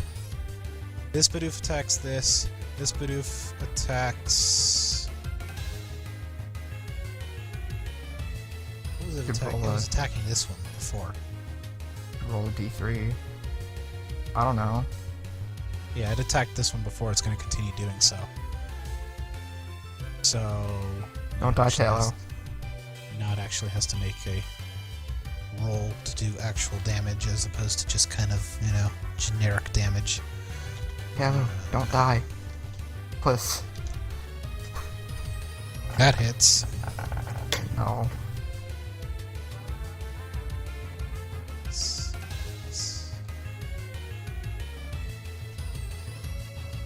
Ouch. That's a dead Taylor. Defense is not much.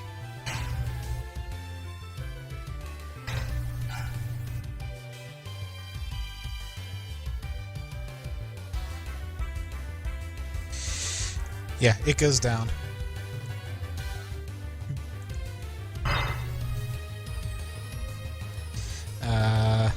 Oh yes, guess who's eating tonight? This one attacks this, and this Talo goes down.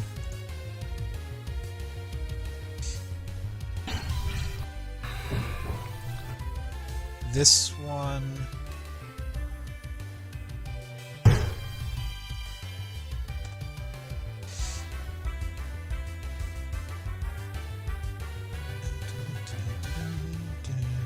Hang on, what the hell's the capability of these things? Overland 5.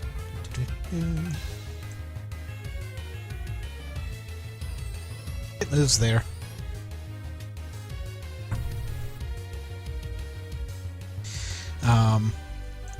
This one is not particularly pleased that you ran away, so it is going to run. Oh, you colossal bitch! I know what Annie's eating for dinner tonight. Screw the bird.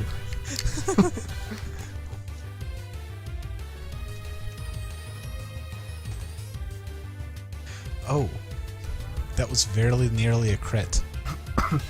Very nearly.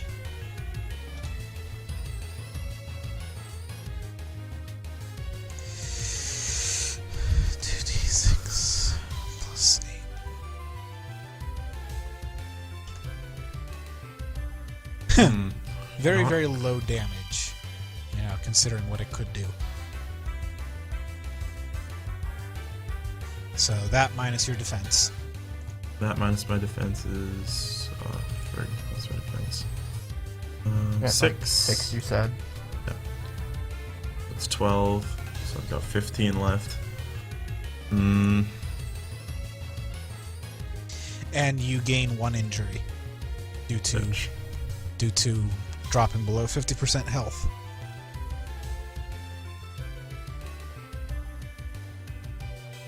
Sebastian, it is your turn. Alright, now seems like as good a time as any to try out those balls the professor gave us. I'm gonna put on my goggles, and...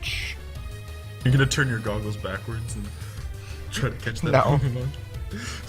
No, I'm just gonna put them on. Oh, you're not gonna do the Ash Ketchum? Also, so James, you don't have the new character sheet. Make sure you put in 1 injury, and that will drop your. The new character sheet does this for you. It drops the max HP by 10th, right? By a 10th, yes. All right, I'll get that filled in. So. Alright, I'm chucking a clockwork ball at that Talo. So I roll a d20, right? You roll a... Yes, you make a... accuracy check. Yes, an accuracy check. I think the DC is 4. Give me 1 second to make sure that this is indeed how you capture. Where the hell is it at? There it is.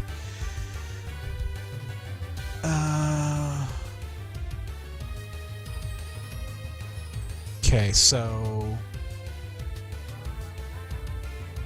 Okay, 6. The AC is 6. So, roll a d20. I'm taking it. That's a pass, right? We pass on tie. That's how I'm running it if it's not. But yes. You Okay. pass on a meet. Taking it. Sebastian can't throw things apparently very well. Right. Alright. So, Now D100. roll a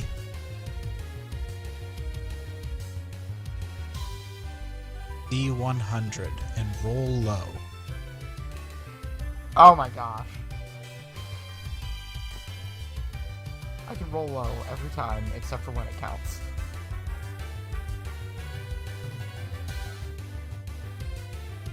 I don't think I caught it.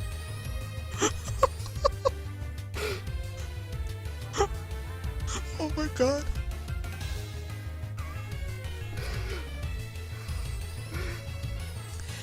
Okay.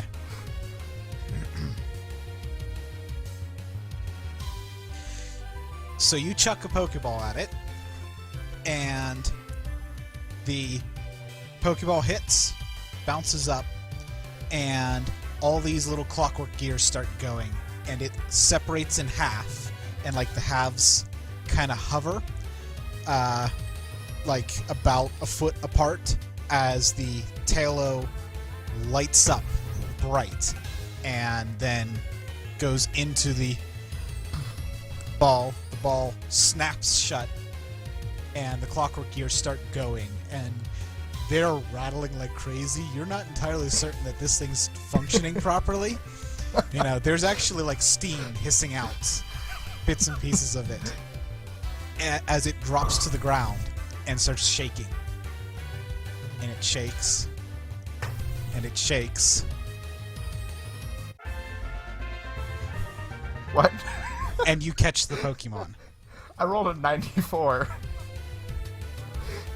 How did I catch And it? it had a 99. Oh on my it. gosh, I couldn't... Wow. I pretty much couldn't have failed.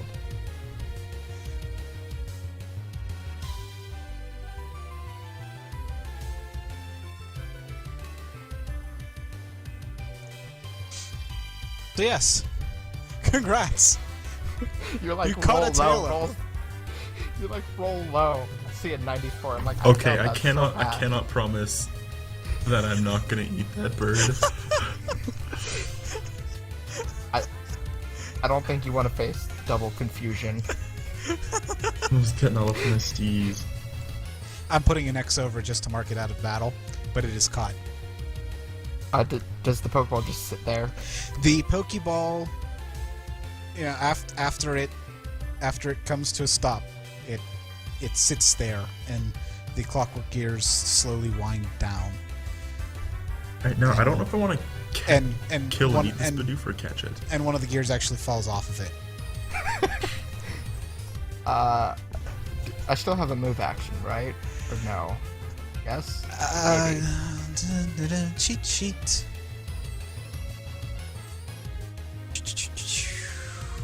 Throw a Pokeball is a standard action. Okay, so yes, But you do still I- have a move action. Okay. I'm gonna move over here so I can get the Pokeball next turn. I'm just going to say that you pick up the Pokeball. Alright. It's fine. I don't want to leave that lying around. Top Just of in round case. 3. Alright, now I don't know if I want to try and just eat this Bidoof or catch it, because it was a little... It's a dick. I don't know if I like that. What is your obsession with eating these Pokemon? Well, not me personally. I mean, my Pokemon needs to eat, yo, and it can only eat other Pokemon. That's its diet. Okay, so you know what? Stop hating on nature, because you know what? Like, they were all being friendly, happy, and then all of a sudden they're attacking me? Like, I don't know. Are these things mentally stable? Like... Okay. Well, I'm gonna go for a big ol'... And he's gonna bite it. You know what? Just go right for it. Okay, it is Annie's turn. Or do I want to do Poison Sting? Another Bidoof is down, by the way. Yeah, I can Oh, see. I'll use bite because I might be able to flinch it. Ah, it finally hits. Suck it. 27 damage.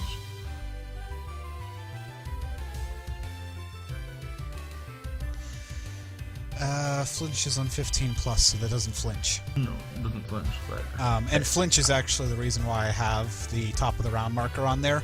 yeah, Because flinching ceases at the top of the next round. yeah. So Which makes sense in the yeah, I guess so. Like game-wise, sort of thing. 'Cause Like if you're you're the- slower than the opponent, Yeah. it doesn't matter if you flinch them or not, yeah, because they already went. Because like, did you know that the move? I've just found out that the move Rock Throw has a chance to flinch, but I never knew that because Rock types never go first. Yeah, like why would they have that as a thing? Like, oh, anyway, I don't know. I'm If you're gonna like try to- level 1. okay. Whatever. So I'm not gonna try to catch this thing. It sucks. I don't like it. 27 damage minus its defense,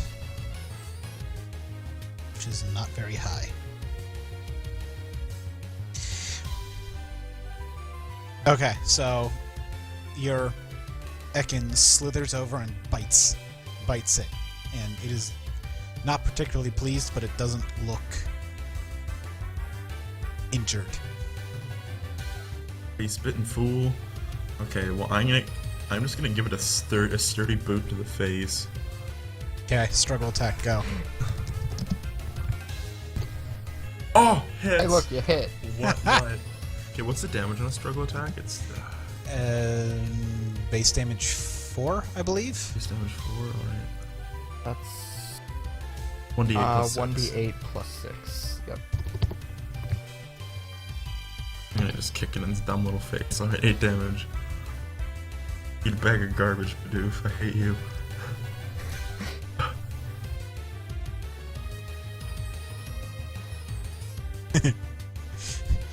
You kicked him in the face, and it looks irritated at most. Alright, well, I'm gonna step back behind my big tough Pokemon. Okay. It is Roltz's turn.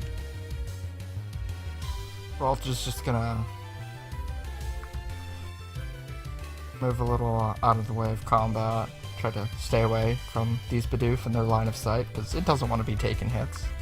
And then it's gonna confusion this Bidoof. Hey, no, only the violent ones. I say, stop. Stop. There's only one aggressive Bidoof here. The rest could be our friends. I have an AC of 2 for that. And I rolled a 4, so does that hit? hang on a second. Well, it's got pretty high speed. I think this is the second Bidoof that's been realized, It's a Bidoof. I think I hit. which means that it has a speed evasion of 2, and that Holy means what? the particular Fast Bidoof that got generated has a speed evasion of 2. Means it has a speed of 10 or higher. It's Yes. fast. The next one down actually has a speed evasion of 1, so you got lucky in hitting one of the. Actually, you got lucky in hitting. Is it the higher level one? Oh yeah, you. Yeah. Whatever. Yes, this one has a 2 on it. Alright. Well, I hit, right? Yes. Roll damage. 26 minus special defense. Time to realize this one.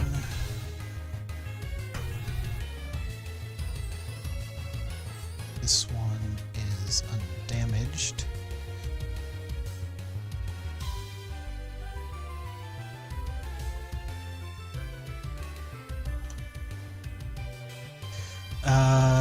Oh.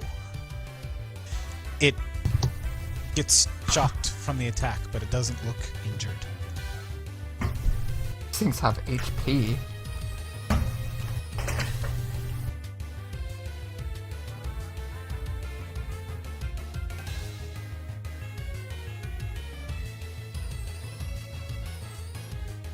Give me a second.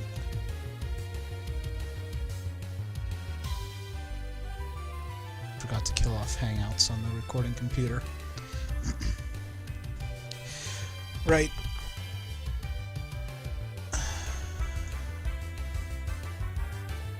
Okay.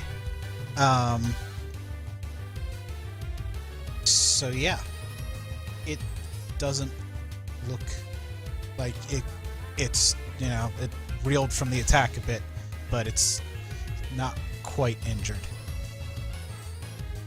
So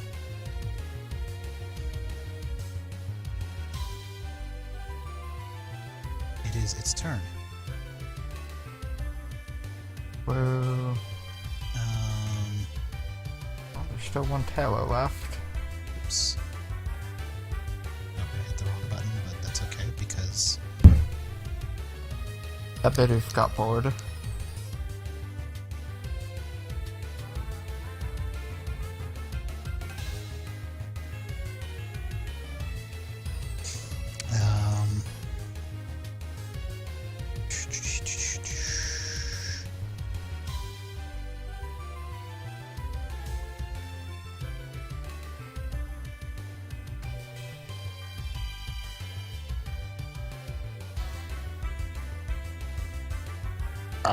chomp.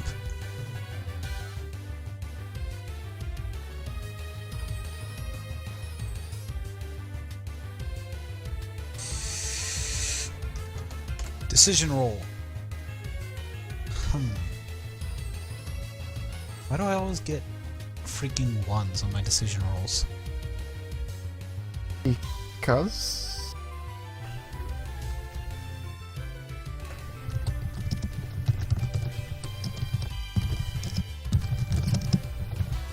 I hear typing. That's Oh, not so I'm mine. just typing in a different window. That's not mine. Okay. That's not actually there anymore. Oh, coming for me. It seems angry at you. I don't know why it's angry at me, but okay. Well, I don't know what was angry at me. I was stepping in to save it. And it's like, I'm gonna eat him. Piece of shit. Dumb animals.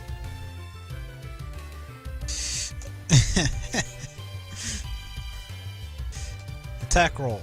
It hits. It Tell me is- how much damage. It is... Actually,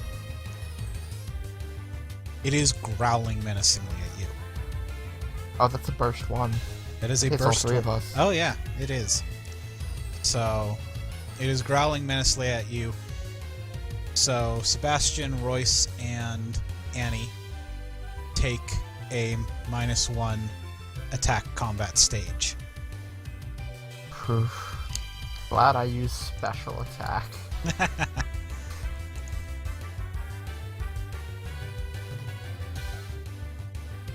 I guess Royce doesn't have... Yeah, there's... You do need to get that new character sheet because it does the combat stages and everything for you. Yeah. Anyway, actually, I don't have any combat stages for the trainer in that thing. Whatever. No, Right. you don't. Not for the trainer. No, I don't. Right, so it growls menacingly at you. Next, Sebastian. Okay. Just gonna step back. Couple spaces. Bitch. What? I'm sorry for using ranged attacks. I'm gonna hit it with confusion. He and his Pokemon are both rangers, so... Cowards. How will you ever learn about Pokemon without getting up close and personal and wrestling them? Oh my word, I hit it. Okay. Ooh. I believe you Okay. did, yes. So that's a 1d8 plus 8 plus 7.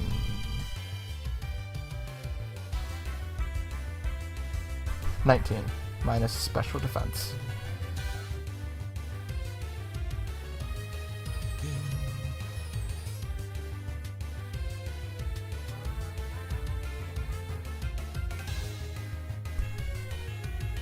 For a trainer, I'm not doing bad damage myself.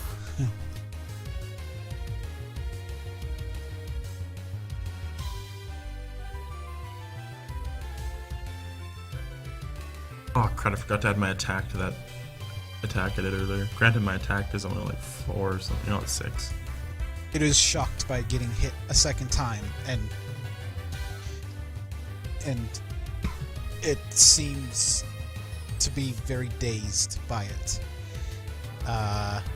This Pokemon is now in red. Top of round. Top of round 4.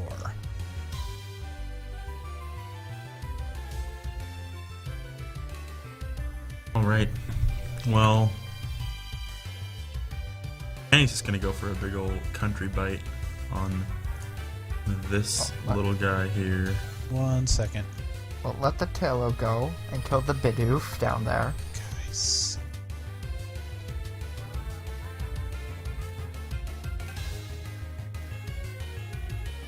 Let's see, how do I want to represent this?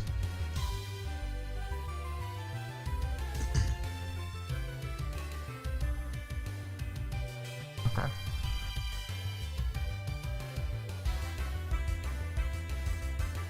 Sure, let's go with that thing. This Taillow takes off into the sky and is 4, I believe, meters upward now. Trying to figure out how to represent this. Oh yeah, that's right, I was going to do this. Hang on a second. You. Plop.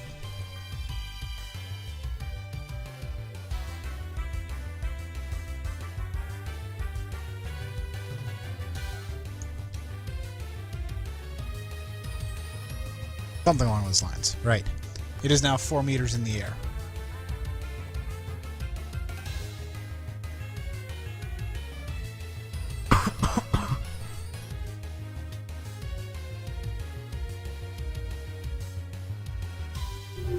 And then it's Annie's turn.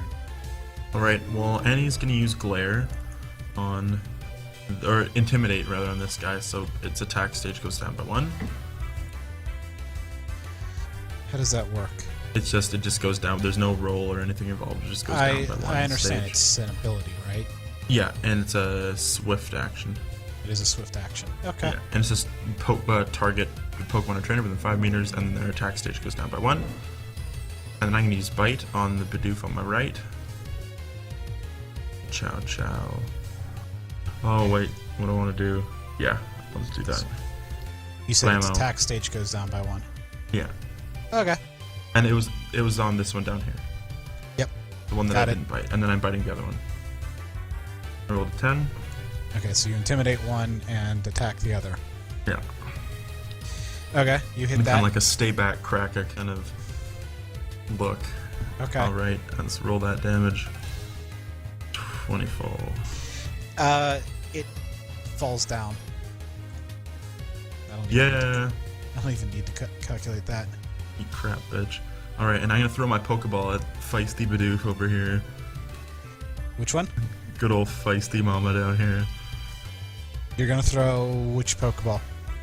Oh wait, I've only got the one, don't I? This is the the, fast ball and You the have clockwork ball. Yeah, you have the apricorn ball you chose, and okay. the clockwork ball, which is mechanically a standard ball. Okay, well I'll use the regular kind of ball biz. Oh, I'm gonna do a gentle underhand toss. Yeah. So if it's an AC of 4, unless it has speed evasion 3, it hits. Which I highly doubt it has speed 15. The sneaking suspicion. Wow, that rolled really high. Okay. Give me a second to. I thought it was just a flat out AC 6. I don't know. Is it 6 or 4? Well, It is 6. it is 6. Yes. Okay, so you hit it. Yeah. Roll your. Oh, what? That's a 200. D100. Yes, 100, please. Go Gadget 55.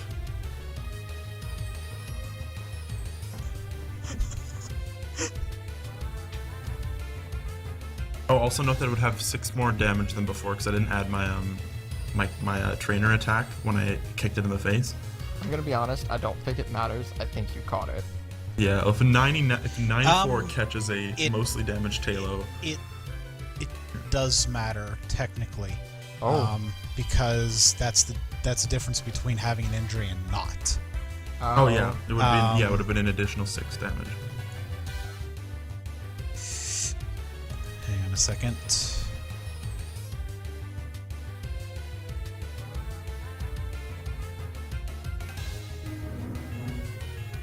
Okay. Well. Okay. You throw which ball? The clockwork. Okay. Jam. Toss the clockwork ball, and it flies through the air again, hits it, and all the gears start spinning, and actually one gear flies off into the sky. Marvelous, I say. These balls, they sure are something. It opens up, splits completely in half, and the two halves float like a foot from each other as the Bidoof energizes and gets smaller and goes between them and snaps together, and all the gears are spinning, and it's blowing off steam in several directions as it falls down. I'm gonna jump on top of it and attempt to keep it closed. Throw myself bodily on top of the Pokeball. It falls down. It shakes. It shakes. It shakes. Yeah, Skrilladilla. And it ceases shaking, and slowly the gears all wind down again. A Bidoof. This will be the second Pokemon in my Pokedex. Number 2. Wow. Good job. Number 1, Ekans. Number 2, Bidoof. Somewhere down the line, like number 24, Arbok. Good lord. I should note, by the way, that before you added on the 6, the capture DC that you're supposed to roll lower than was a 56. Oh, so clutch. So yeah. Wow. Bidoof harder to capture than Talo. Well, it also had half of its HP remaining. Oh. And you had brought the Talo down to, how much is it? Hang on. You had 15 left, and the Bidoof has 33.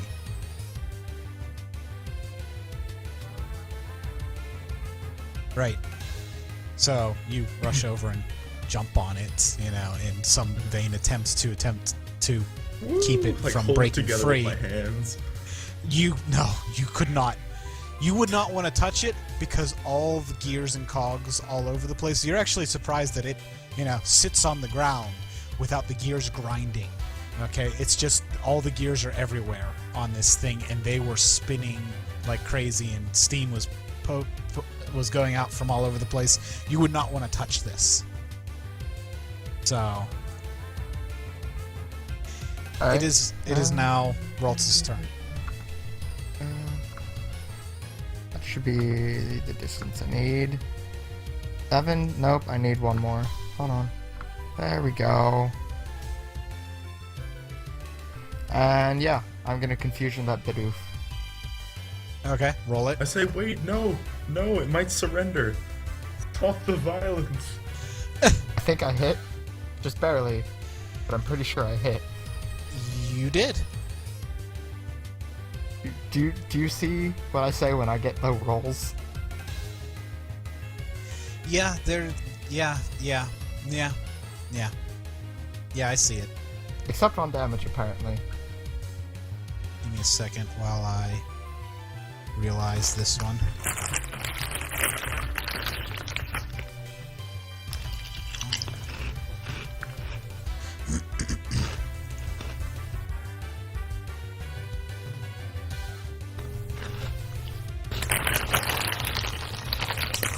Crunch, crunch, crunch, crunch.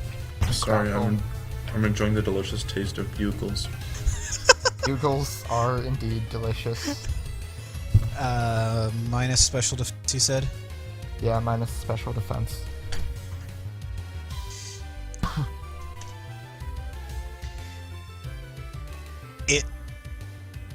Oh, hang on.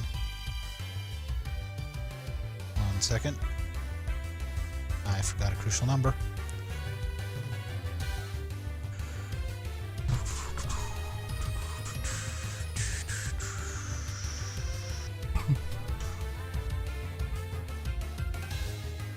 It keels over. And And takes 2 injuries actually from that. But it keels over, so... Ouch. So yeah, there are no more Bidoof remaining. Sebastian, it is your turn. This Talo up here Is too far out Is- of reach right now. is flying up and it seems to be escaping. So if you want, you can end this right now. Hold on. Okay. Running is what? I say no, let it go. Stop the violence. Sprint action is increased movement by 50%. So I can move. So if you had a 7, 6, you would... Well, what's your overland? 5. Okay, so... So I should be able to move 7 or round up in 8. Which way are we rounding Tustin? 1 second. Half of 5 is 2.5. Yeah, okay, so if it was going... Yeah, it's 7. 7? Yeah. Alright. So I'm gonna move that. Yeah, round down.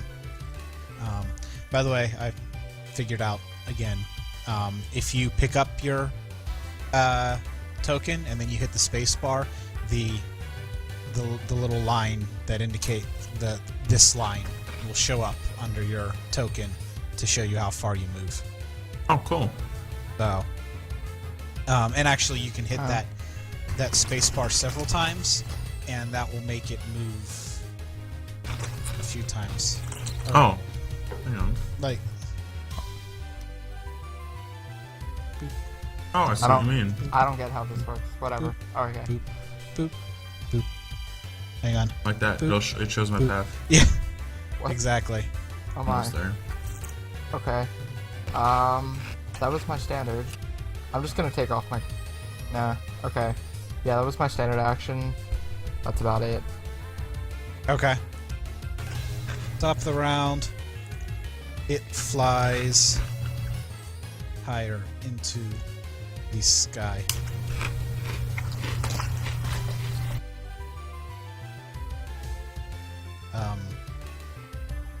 And I suppose it can move there. Oh my gosh.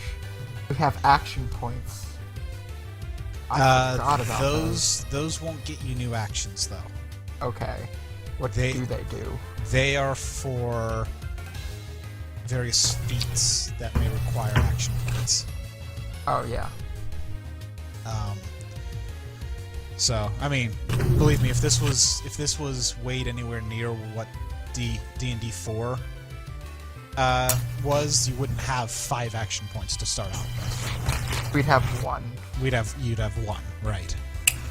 No, those action points are for feats, and I don't believe you can use them except to spend them on feats and edges and stuff like that. And your chewing is exceptionally loud.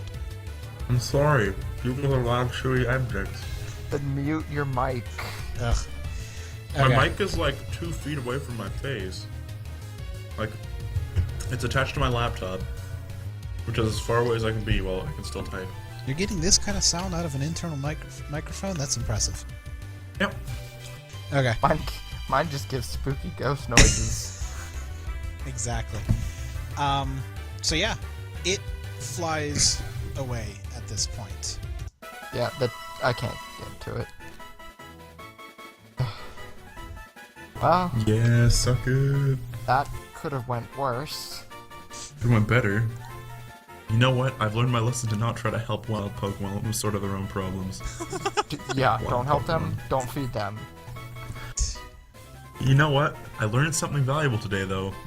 Is that wild Pokemon are not very intelligent and will turn on each other in the blink of an eye for even a scrap of old stale garbage. We know that now. That just sounds like it should be common sense. Hey, well, you know what? In the anime, Pokemon are happy, fun little creatures that love to share and have, teach moral values and stuff. And this are just Anime, what's cold-blooded. that? They're just cold-blooded killers. I mean, in my old-timey storybooks.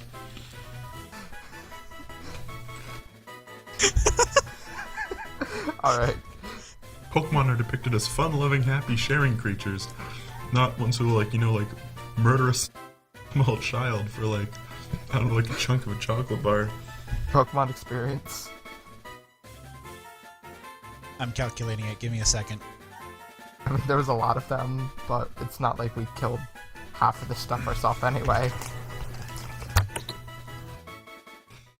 Alright, I set the bar. I set the bar a bit higher. I wonder if Tustin muted himself purposely or not. Accident. Tustin muted. Oh, well, that explains why nobody was responding to the fact that I was giving them experience points. Alright, so how much are we talking here? I'm just going to put it in the chat at this point. Because I didn't hear anything, so I decided to check. I'm like, oh, Tustin muted himself. Your Pokemon gain 18 experience, which you can distribute however you want to your Pokemon. That includes your starter, and each of you has a new Pokemon now. And each of you will also gain 2 trainer experience to put in your bank. Well, I don't think I'm going to put it into... I need a name. I'm thinking like... Little Bastard or something. I don't know. What? Well, it's like, oh, I'm coming to your protection, Bidoof. Don't worry, I'll save you. I'm going to eat your leg now. Like, Yeah, I'm ready to continue. Okay. Then. Alright, so you guys stand among lots of various, dead bodies. The wreckage of all these damaged Pokemon. So what Royce says is, we should probably take these little guys to a Pokemon Center quick. Not looking too good. You're not looking good yourself, Royce. Royce, You know what? These are wild Pokemon. I'm sure they'll be okay. You know what? I don't feel, okay after You we do just kind realize- of maimed all these guys out You here. do realize this probably happens on a regular basis. Yeah, but you know what? We should do our part to, make sure these guys have a happy, successful life. So I'm gonna pick up a couple of Bidoofs under each arm and start waddling back to the Pokemon Center. See if maybe Annie can carry a Tailo or something. Oh wait, hang on. Oh crap, I gotta eat one of these things, Tailo. Okay, hang on. Alright, Annie kind of slinks off and just kind of, eats this little guy here. Oh my god, all these poor Pokemon. They're so bad. We have to go heal them all. Hey, you go eat one of those Pokemon right now. Oh, It's a circle of no. life, okay? I'm like a Native American. Like, I take only what I eat. I still have another ball from the professor. I feel it would be a good test as trainers to try to catch something else and not attract a horde of Bidoof. Hey, you know what? We learned a valuable lesson from that we wouldn't have learned otherwise. So No, you learned a valuable lesson that you needed to learn. we learned a valuable lesson at showing up once in a while. Again, I should point out that Royce is injured, so he has one injury currently. Yeah, I got this. He's got, a bleeding bite mark on his leg. Like his pants are probably ripped. Royce, that bite looks pretty bad. Okay, well, you know what? Maybe I'll just leave them like a bottle of mineral water and give him a quick spritz of my potion, and then we'll be on our way. Don't waste your potions on wild Pokemon. Hey, you know what? They're still Pokemon. What's the difference between a wild Pokemon and a caught Pokemon? A Pokeball. That's the only difference. And perhaps if it'll eat you or not, but... Yeah. Yeah, well, you know what? You do realize these bit of... They tried attacking you when you tried helping them. You know what? I don't care, man. That's not a good way to think about things. So I'm gonna leave them on one of my bottles of mineral water, like, open, and, like, so they can, you know, have a little drinky poo. Maybe regenerate some hit points. I'll leave one of my enriched waters behind. I'm sorry. What are you leaving behind, and how are you leaving it off your character sheet, or removing it from your character sheet? My enriched water, I am... Oh, I guess I don't have my, clockwork ball anymore. I am... Oh, yeah. Taking my little bottle of enriched water, and I'm just gonna, like, I guess, like, screw the... I guess it's like a little glass, kind of, old-timey bottle. Okay, so you leave, what? A bottle of mineral water and... Nothing else, I'll just leave it at that. Okay, so you're just... Okay, that's fine. So you live... I'm gonna take the lid off, because I don't think Pokemon are smart enough to know how lids work. I don't think they're capable of opening lids, most of them. Okay. Seeing as this is, you know, there's no such thing as plastic, it's probably a canteen. Like a glass kind of bottle thing? Or a glass bottle, I suppose. So you're just going to leave this glass bottle here amongst them? Okay. Maybe tilt it a little bit so it pours in the ground a little bit so they can get at it. I'll figure it out, I'm sure. You're just gonna leave a glass bottle for these Pokemon? Well, it's like Glass. open and on the side, so but what are they gonna do? Break it with their mouth? I don't think so. Yes. You've got some intense mouth string. Do you see the bite on your leg right now? Yeah, so I could do that to myself. I couldn't do that to a glass bottle. I'm heading back. Yeah, let's go. Sebastian begins heading back into the city. Alright, I'm gonna follow. Royce is slightly limping, but can still keep up. Limp. It's called swag, fool. Royce is swaggering. Learn about it. Royce Stag. swaggered back. It's called stag, alright? I've got stagger.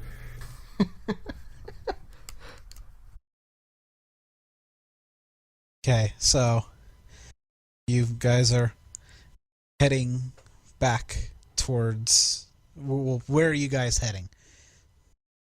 The I guess center. back towards the old city. The Pokemon Center. Okay, the nearest Pokemon Center then. Yeah. Alright, Yeah. We got a couple injuries to treat. fair enough. There is a Pokemon Center relatively close to the entrance to this thing. And as you are as you are coming back, the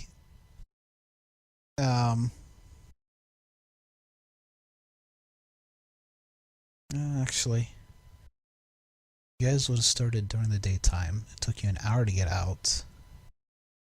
This didn't take very long, so it's still freaking daytime. Okay, that's fine. So, yeah, so it's like maybe 1 o'clock or something.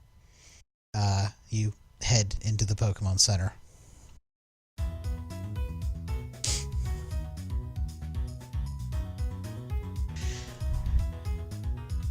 And so, yeah. Oh, welcome to our Pokemon Center.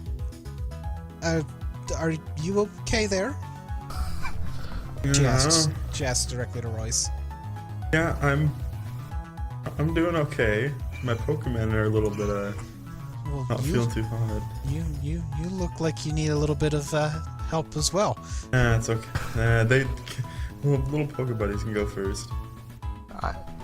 You got bit by a bit pretty hard there. Yeah, I'm not dying. I can wait it out. Let my Pokemon go first. One of my Pokemon is pretty injured.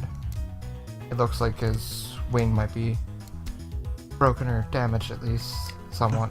Okay, well we can heal your Pokemon. We can certainly heal your Pokemon. I can't exactly say full health because there are limits on healing and stuff. Although it does say it heals it to full health in an hour. So yeah, its injuries take a little bit, but you guys don't have more than 3 injuries on each of you. So yeah, she motions in the back, and a Blissey comes forward, and it directs do you put Ralts and or Annie back in the ball? I think I'm gonna keep Annie out with me. You know, like Ralts has taken no damage. Okay. Ralts is okay. All right, that's fine. So the Blissey comes with a little tray that it balances on its head, and the tray has it has divots and stuff where you clearly should put your Pokeballs. okay, I guess I'll put it back in the Pokeball then. Well, I mean, if not, it would direct Annie to follow it into the back to be healed. But yeah, so there's 2 clockwork Pokeballs on, and the nurse actually looks at it. It's like, okay, interesting. Those are Pokeballs? Yeah. Professor Amethyst made them. I'm surprised they worked. Huh, okay. Well, they're certainly interesting looking. Yeah. I was surprised they worked. Put it that way. Okay. All right. And the Blissey goes back and leads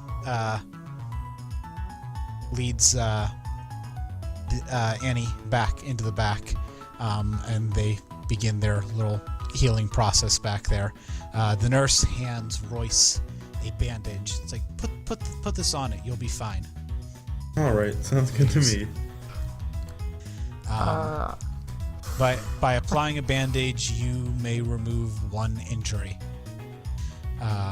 which presumably you do because you have 1 injury, at least. Yeah, I'm gonna do it. No, I'm gonna save it for later. Maybe where does a bandana? No, I'm gonna use it. I think we should get some food while we're here.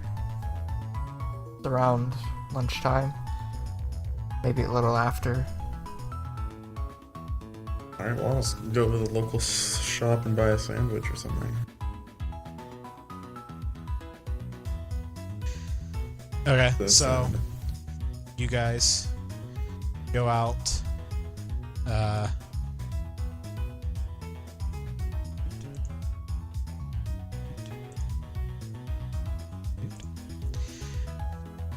You guys go out and search for food.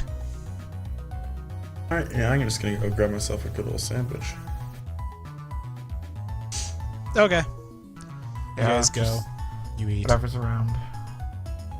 You manage to find something. Woo. Food. That's important.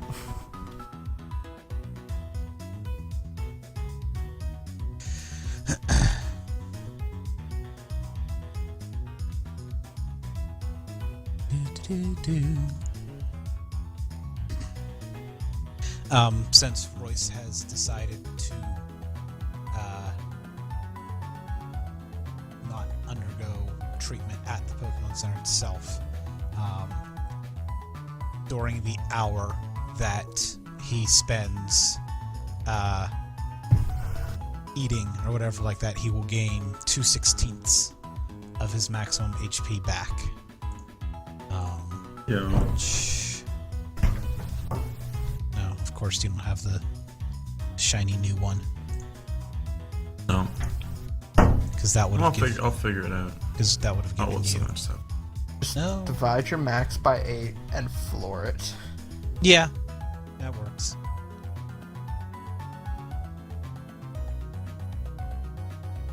And that's your real max. And actually, you healed your injury, so you don't have any detriment to your max hit points anymore. Oh, I gain basically an eighth of my hit points. So I get 5 hit points back. Right.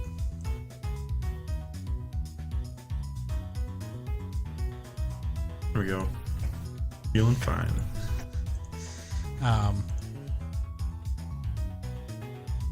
So, you guys go get lunch for an hour. Meanwhile, I take notes into my trusty Polka almanac about a gentle Bidoof and the not so gentle Bidoof.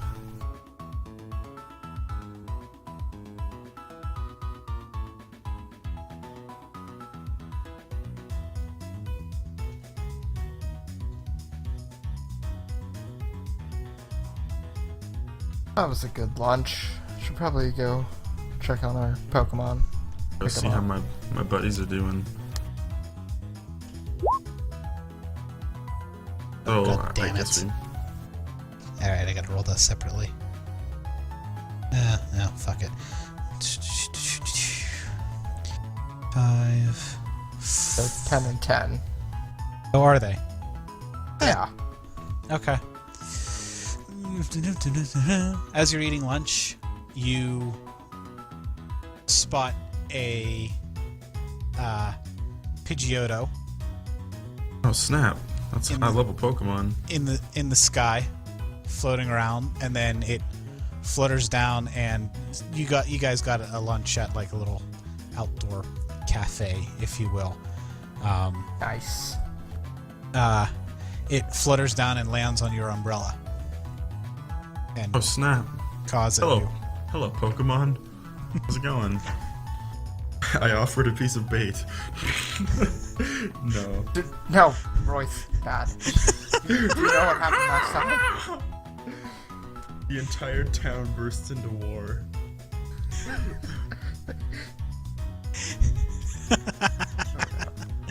You know what? I'm on lunch break. Just gonna leave it go. It isn't paying attention to you. It's actually looking off a ways into the crowd. Hang on. Shut up. Thank you. Oh. 1 second. There we go. You guys are out on town, so it's actually not looking at you. It is looking off into the crowd, and if you follow its gaze, you will find there's a whole bunch of people moving around, and eventually you see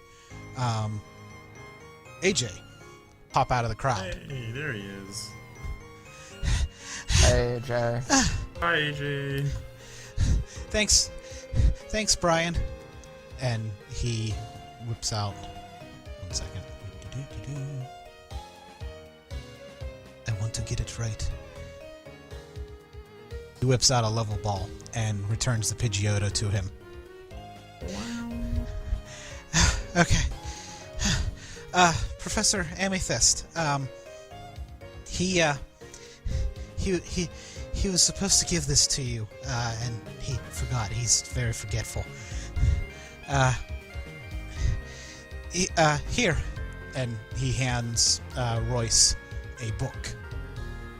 It's relatively thick, and it is entitled The Extensive Index of the Known Beasts of the Land by Professor Colres.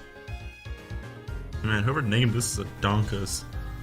That's Royce. Cool. Obviously not impressed by this person's lack of creativity. Would there be some way to recognize the name Chorus, or is that not important enough? If you'd like to give me a skill check of either general education or Pokemon education, then I will see if you recognize the name. Alright, I'll do Pokemon education then. So I have a 3 in that. Okay. Roll your That's Sebastian. D6, plus 2. right? So That's if you have a 3 in it, 3D. it's 3d6 plus 2 because of your mind ability. Alright, I got a 16. You recognize the name. It is you have heard of him. You've heard of the name, bantied about, and perhaps in a couple like newspapers and stuff like that, as a professor who does extensive research on Pokemon, and he wrote the extensive index of known beasts of the land, which you actually recall the paper shortening to Pokédex a few times. Hmm. Hey Royce, we just got a Pokedex. Well, that's what the short name for that is. Professor Chorus is apparently a pretty big name, it seems. I see. in This Pokemon may. research, so it should really help you out. I say this may help as a framework for my much more advanced and in-depth look at the Pokemon of Johto. If you flip through the book, which I'm sure you will, there are many pages in there. Generally, there's like 2 pages dedicated to each Pokemon. Like 2 facing pages, if you will, with like maybe a general like a drawing or like a sketch of the general look of the Pokemon, and then like some information about it. And as you flip through, you note that there's a lot.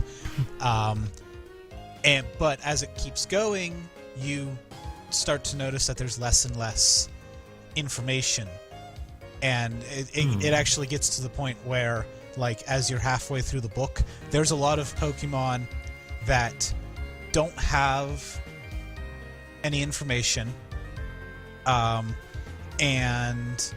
it's maybe like rumors and speculations, and even like the sketches or whatever get really sketchy.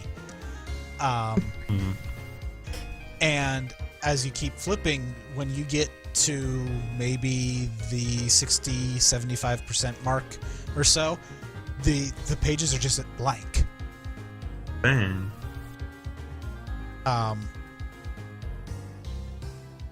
And when you flip through and you note that there's just a good portion of the book is all blank pages, you flip back to the front, and the first page is a foreword by Professor Colres. And scanning over it, you see that he says that he deliberately put in as much information as is known about the Pokemon, and also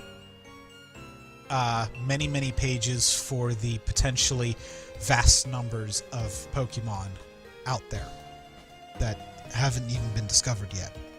Oh, wow.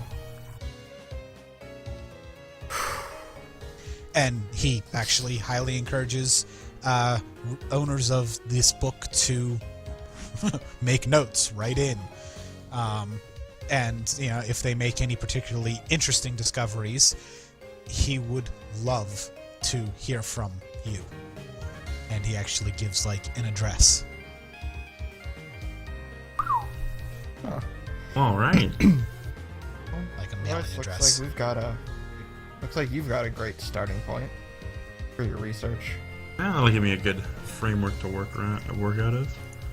Good Yes. framework. Probably tells you everything you just learned today about that Bidoof. You know what? It could have given me a rough idea, but I couldn't have had that hands-on experience through a book. You didn't need it. You know what? That's your That's opinion, besides and the I point. disagree. Alright. Actually, hang on.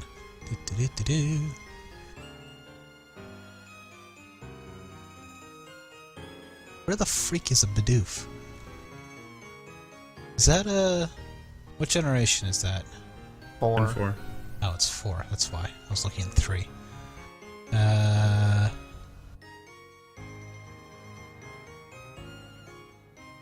Bidoof. Oh, yes. The Bidoof entry is actually very much filled out, and, lots of facts are well known about it. Well, that's great. Now I have hands-on experience, so win-win. And I'm actually about to share the spreadsheet with you too.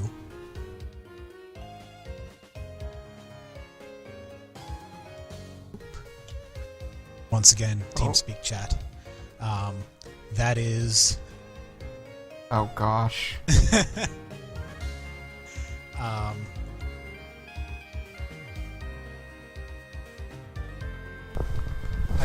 I should note that there are Pokemon in here that are not appearing, such as Porygon. You will not see them in this campaign. Okay. And the ones known as legendary are known to... The ones marked legendary are known to be worshipped. And the entry actually doesn't really have much in the way of practical information, so much as, information about perhaps domains or something, if there's any information about them at all. They're more dubious.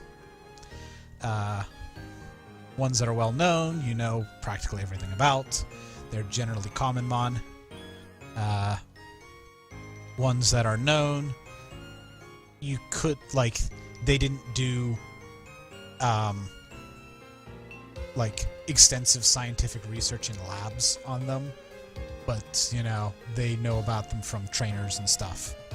Ones that are rumored haven't been, they may have been caught, but they never actually got a trainer who had one to talk about it or whatever like that. And for all intents and purposes, it's the subject of, Do you know about this? Oh, yeah, I heard. Oh, I saw one the other day. Did you really? And if television were around, they'd have alien documentaries on them, that sort of thing. I like how Ralts is known, but its evolutions are just rumored. Yeah, there's a couple of interesting ones like that. And I'm starting with the Ralts. Be like, hey, Chorus, yeah, I got some info for you.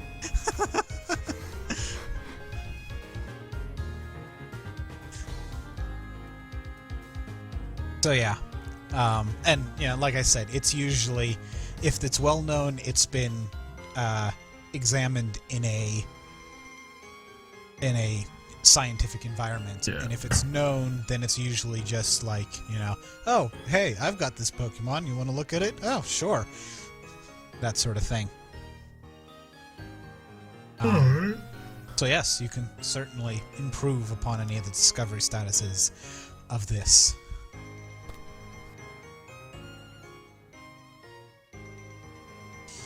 So yeah, so you look through it, and AJ's looking over your shoulder as you flip through it. It's like, I heard he was really good at all this stuff. I never actually looked through one of these books. And he only published it relatively recently, so Kind of sad. There's no space alien. Space alien? Deoxys.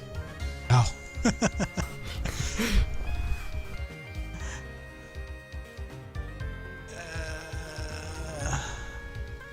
Did I outright get rid of him?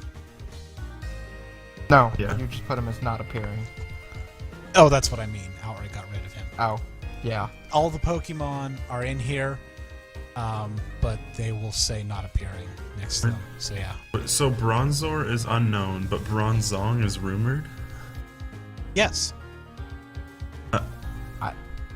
Well, Don't forget, Curlia and Gardevoir are rumored, while Ralts is known. yeah, I mean, remember... No, but I mean, it goes if the first stage is unknown, but the later stage is rumored? Okay, well... only witnessed Oh, later yeah, stages. it might be a typo or something, or like a backwards. No, it's not a typo. There's been rumors of, a Bell Pokemon. But, yeah, I guess.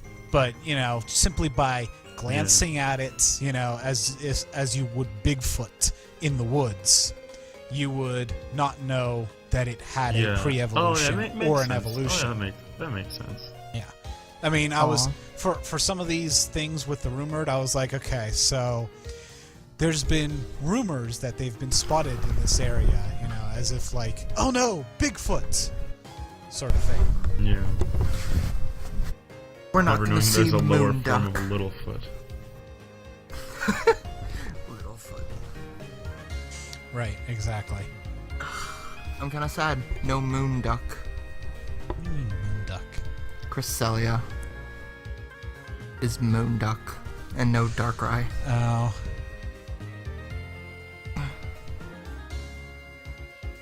And they're like the moon sort of thing, and just like Yeah. Also, not appearing are legendaries that I don't know anything about. That is the last 4. So. Does. That's pretty nifty. Durant is a bug rock right now. I copied this directly from Bulbapedia. So. Okay. Whatever the heck they did, that's the typing here. Oh, no Genesect. That makes sense. Well, Genesect was created by freaking Team Plasma, right? Yeah. Yeah. Although that would be interesting to have it as a Clockwork Abomination. Mm-hmm. Would be legendary if known.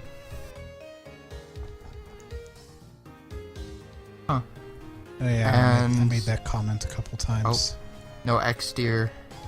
No Yveltal, Zygarde, or Deontay. Yeah, that's what I said. I know nothing about Yeah. those legendaries, so... That is perfectly fine. They're probably in hibernation anyway. 'Cause that's how they roll. They don't wake up very often. Oh yeah, would be legendary if known. That's because they're fossils. But yeah, that too.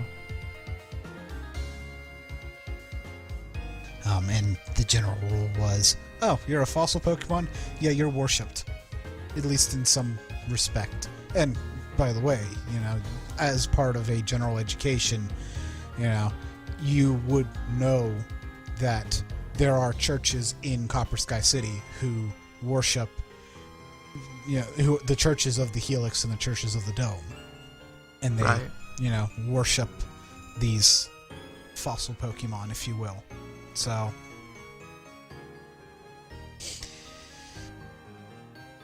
So yeah. So AJ is looking over your shoulder, and and I forget what he said, but he said those things that I said before. Right. And Whatever they then- were. Obviously not important. He's like, okay, well, I'm glad I found you guys. Thanks to Brian. I'm gonna go back now. See you around. Did you manage to catch anything yet? We did, actually. Really? Yeah, we both caught something with the clockwork ball. They actually work? Sweet. I didn't was- doubt it for a second. I was completely shocked. Well, I mean that means that it's at least better now. I mean we've tried out these clockwork balls as much as we could, and we've found that there's a 50-50 chance whether they'll even work.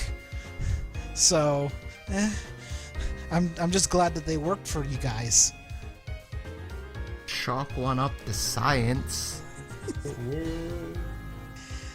But you haven't done anything with the other balls yet, have you?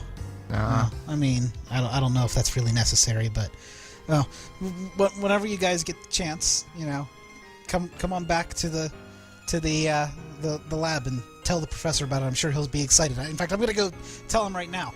And Alright. goes and runs off. Bye! See ya. We'll go make a more formal report Yeah. some other time. Because we need to check in to him at some point, let him know how things are going. I suppose. I mean, it would make sense. Yeah. He did ask us to help him. Oh, we might as well go now that we're back in the city. Well, let's go get our Pokemon first. Alright. The Pokemon Center. Diddle-diddle-diddle-diddle-diddle.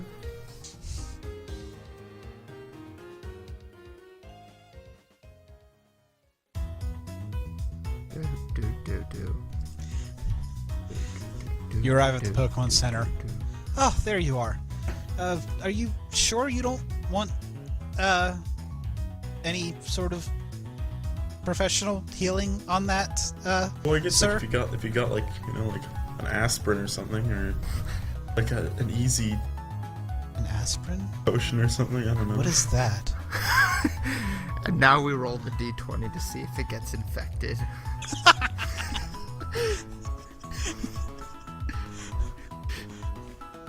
All right, I say yeah. I guess now is the time.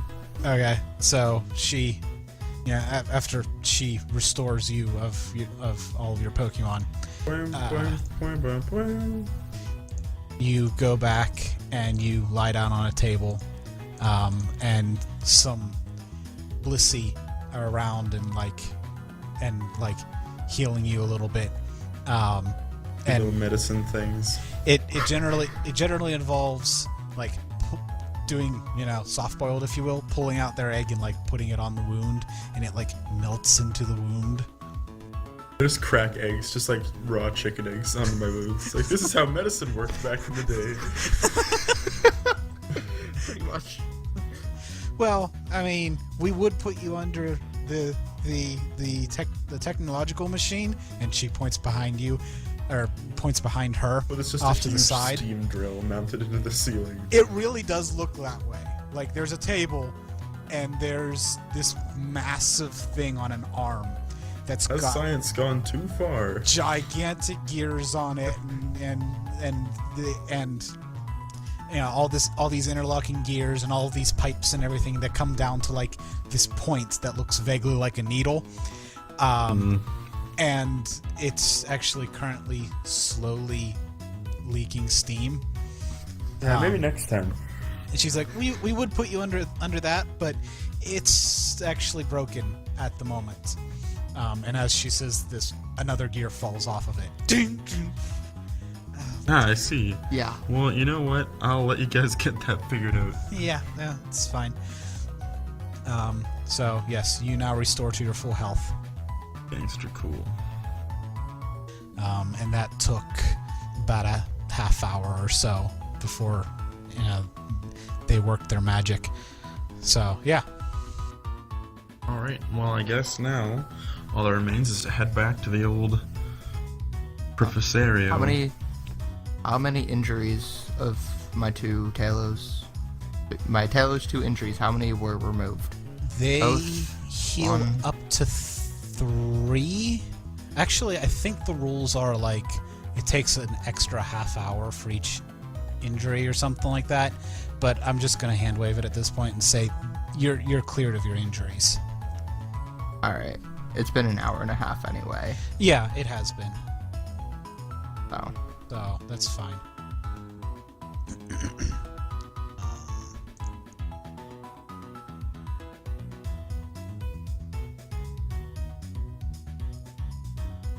I just realized that you guys can't see these bars.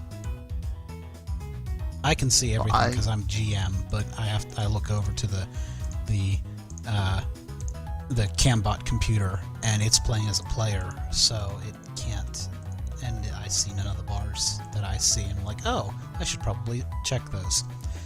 Okay.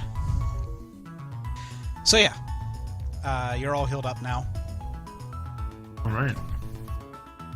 and so you guys head back.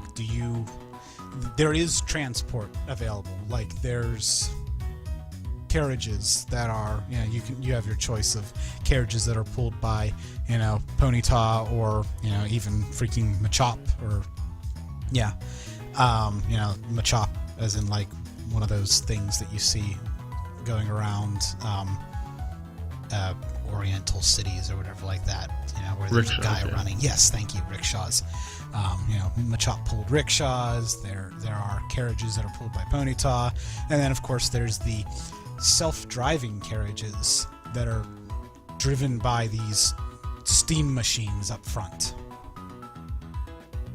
So, I mean, you don't have to walk back, because again, it's an hour back, but it will cost you some money in order to ride. I'm fine with walking. I'm good with walking. Okay. You guys head back towards the laboratory. That's enough of that.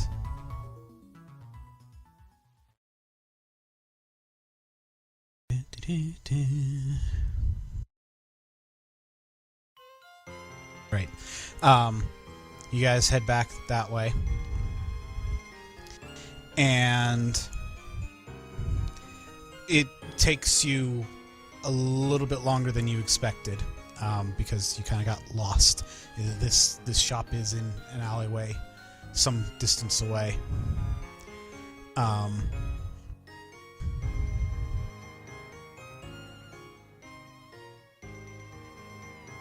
One second.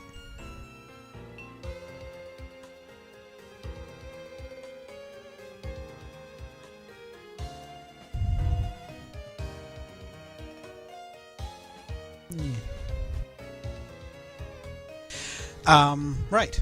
So, you guys are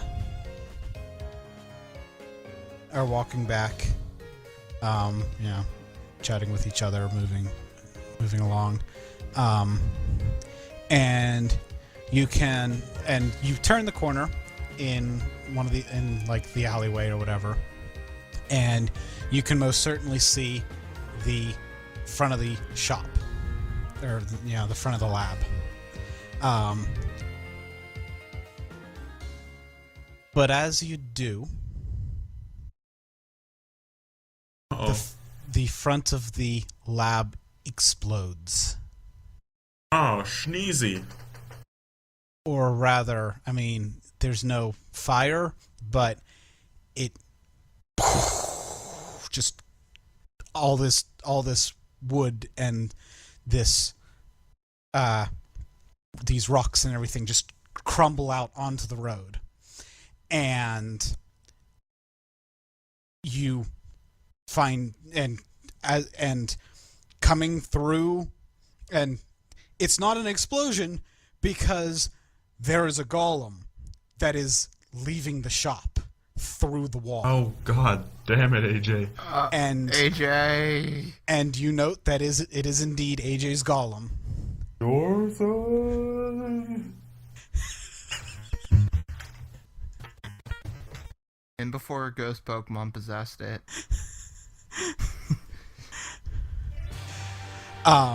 And it comes out and it looks around. It seems vaguely confused.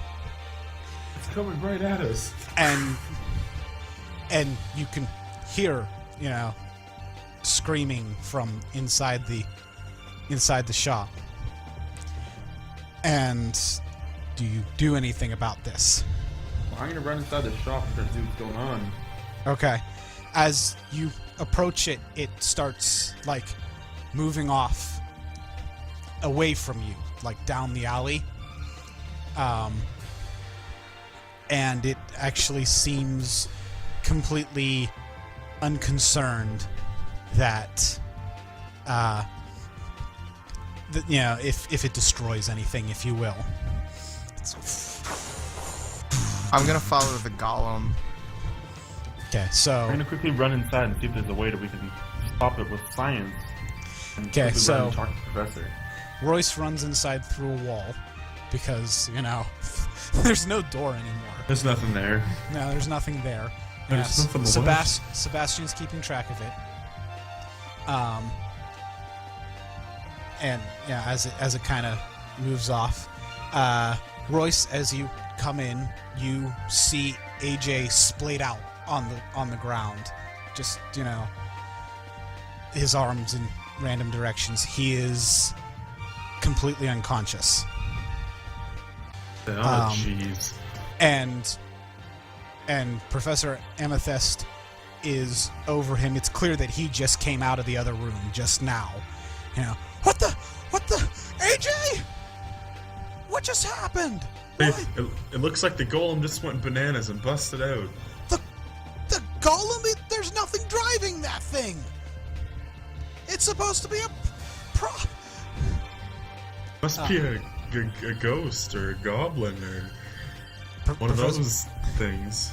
Professor Amethyst runs out of the shop to see out through the wall, the missing wall, to see the golem stomping away, and Sebastian noticed somebody dodge past him, and it's the street urchin, if you will. AJ! And Joey just Hey, it's crumples. Joey! Joey just crumples in front of him. What the hell happened? AJ, wake up! And Joey breaks down into tears. And Professor Amethyst comes back in. Follow that golem. Do either of you have a bird Pokemon? What was that, Professor? I could throw my Bidoof really high up in the air, and it's got a lot of hit points, so it might be able to handle it. I choose you, Bidoof! Taylor, come out. If neither of you answer very quickly, he actually goes for AJ's Pokeballs and tries to find the fastball. Well, I release my Taylor with the idea to myself that it'd be a good idea to keep an eye on it from above, just in case I lose sight. Okay, so he stands up. He sees the Tailo and you commanding it to take off, and he's like, "Okay, good." And he drops the fastball back down next to AJ, and Joey is crying profusely. He's like, "Oh, just follow that thing. See where the heck it's going." Right. I'm gonna release Annie out of my Pokeball, and we're gonna go as a team after it. Okay. Do you need any more firepower? Because maybe we can you can use some of AJ's Pokemon. I don't know if you've got like a bazooka or something like that. This is steampunk. I don't think they have bazookas. It shoots gears, okay? It's steampunk. It shoots cannonballs. When you say that, he reaches down for a friend ball and says, "Well, we have this," and he opens it up and a Totodile appears. I'd say that'll have to do. And on the Totodile is a visor that seems to be attached to it. That's cute. Right, well, Laser Gator. this strange little critter will have to do. Let's get out of here. So he hands you the friend ball and tells the Totodile to he tells the Totodile to go with them to help AJ. He'll be fine here. And the Totodile, it's considerably upset, but agrees. Alright, well, I guess we gotta go then. So we will run after it. Okay. And I'm gonna have to go soonish. That's fine. This is Like, I don't know if this is gonna be like a cliffhanger kind of ending. It is. Oh, good. Don't worry. So yeah, you guys start running after it, and the Tailo is indicating that it's heading east, and it's and as you run, you see it is destroying everything in its path. It's just plowing through. It's plowing through shops on the, that anything that gets in its way. Through carriages. There's ponytail that are running off. And people are scared of this thing that's plowing through, and you've got a ways to go to find out where it's going. And that will be where we end this session. Hype. Oh gosh, no. I That hate was this fun. stupid cliffhanger. Stoked. Oh, you gotta make that video controllable by me as well. Oh, alright. Yeah, same Taylor for me. That's fine. Just remember for next time. Oh, I've got it right here. It's fine. Oh, okay.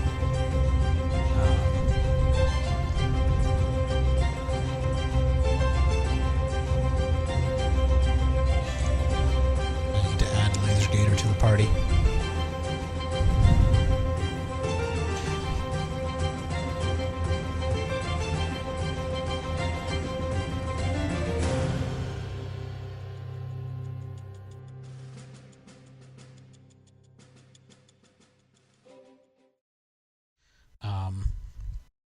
Yes, so by the way, Laser Gator, it, as I said, it has a visor. That visor is an augment that grants it hyper beam. Oh, So- okay. To, be a laser. And, to be Laser Gator. Because, fucking Lear doesn't do, Anything. anything. So, but no, this, and I mean, I made AJ a guy, a tinkerer, specifically so that Laser Gator could have a freaking visor that grants hyper beam. So yeah, there's that. Yeah, that would, eyes are granting hyper beam. I'm kind of jealous of Laser Gator now.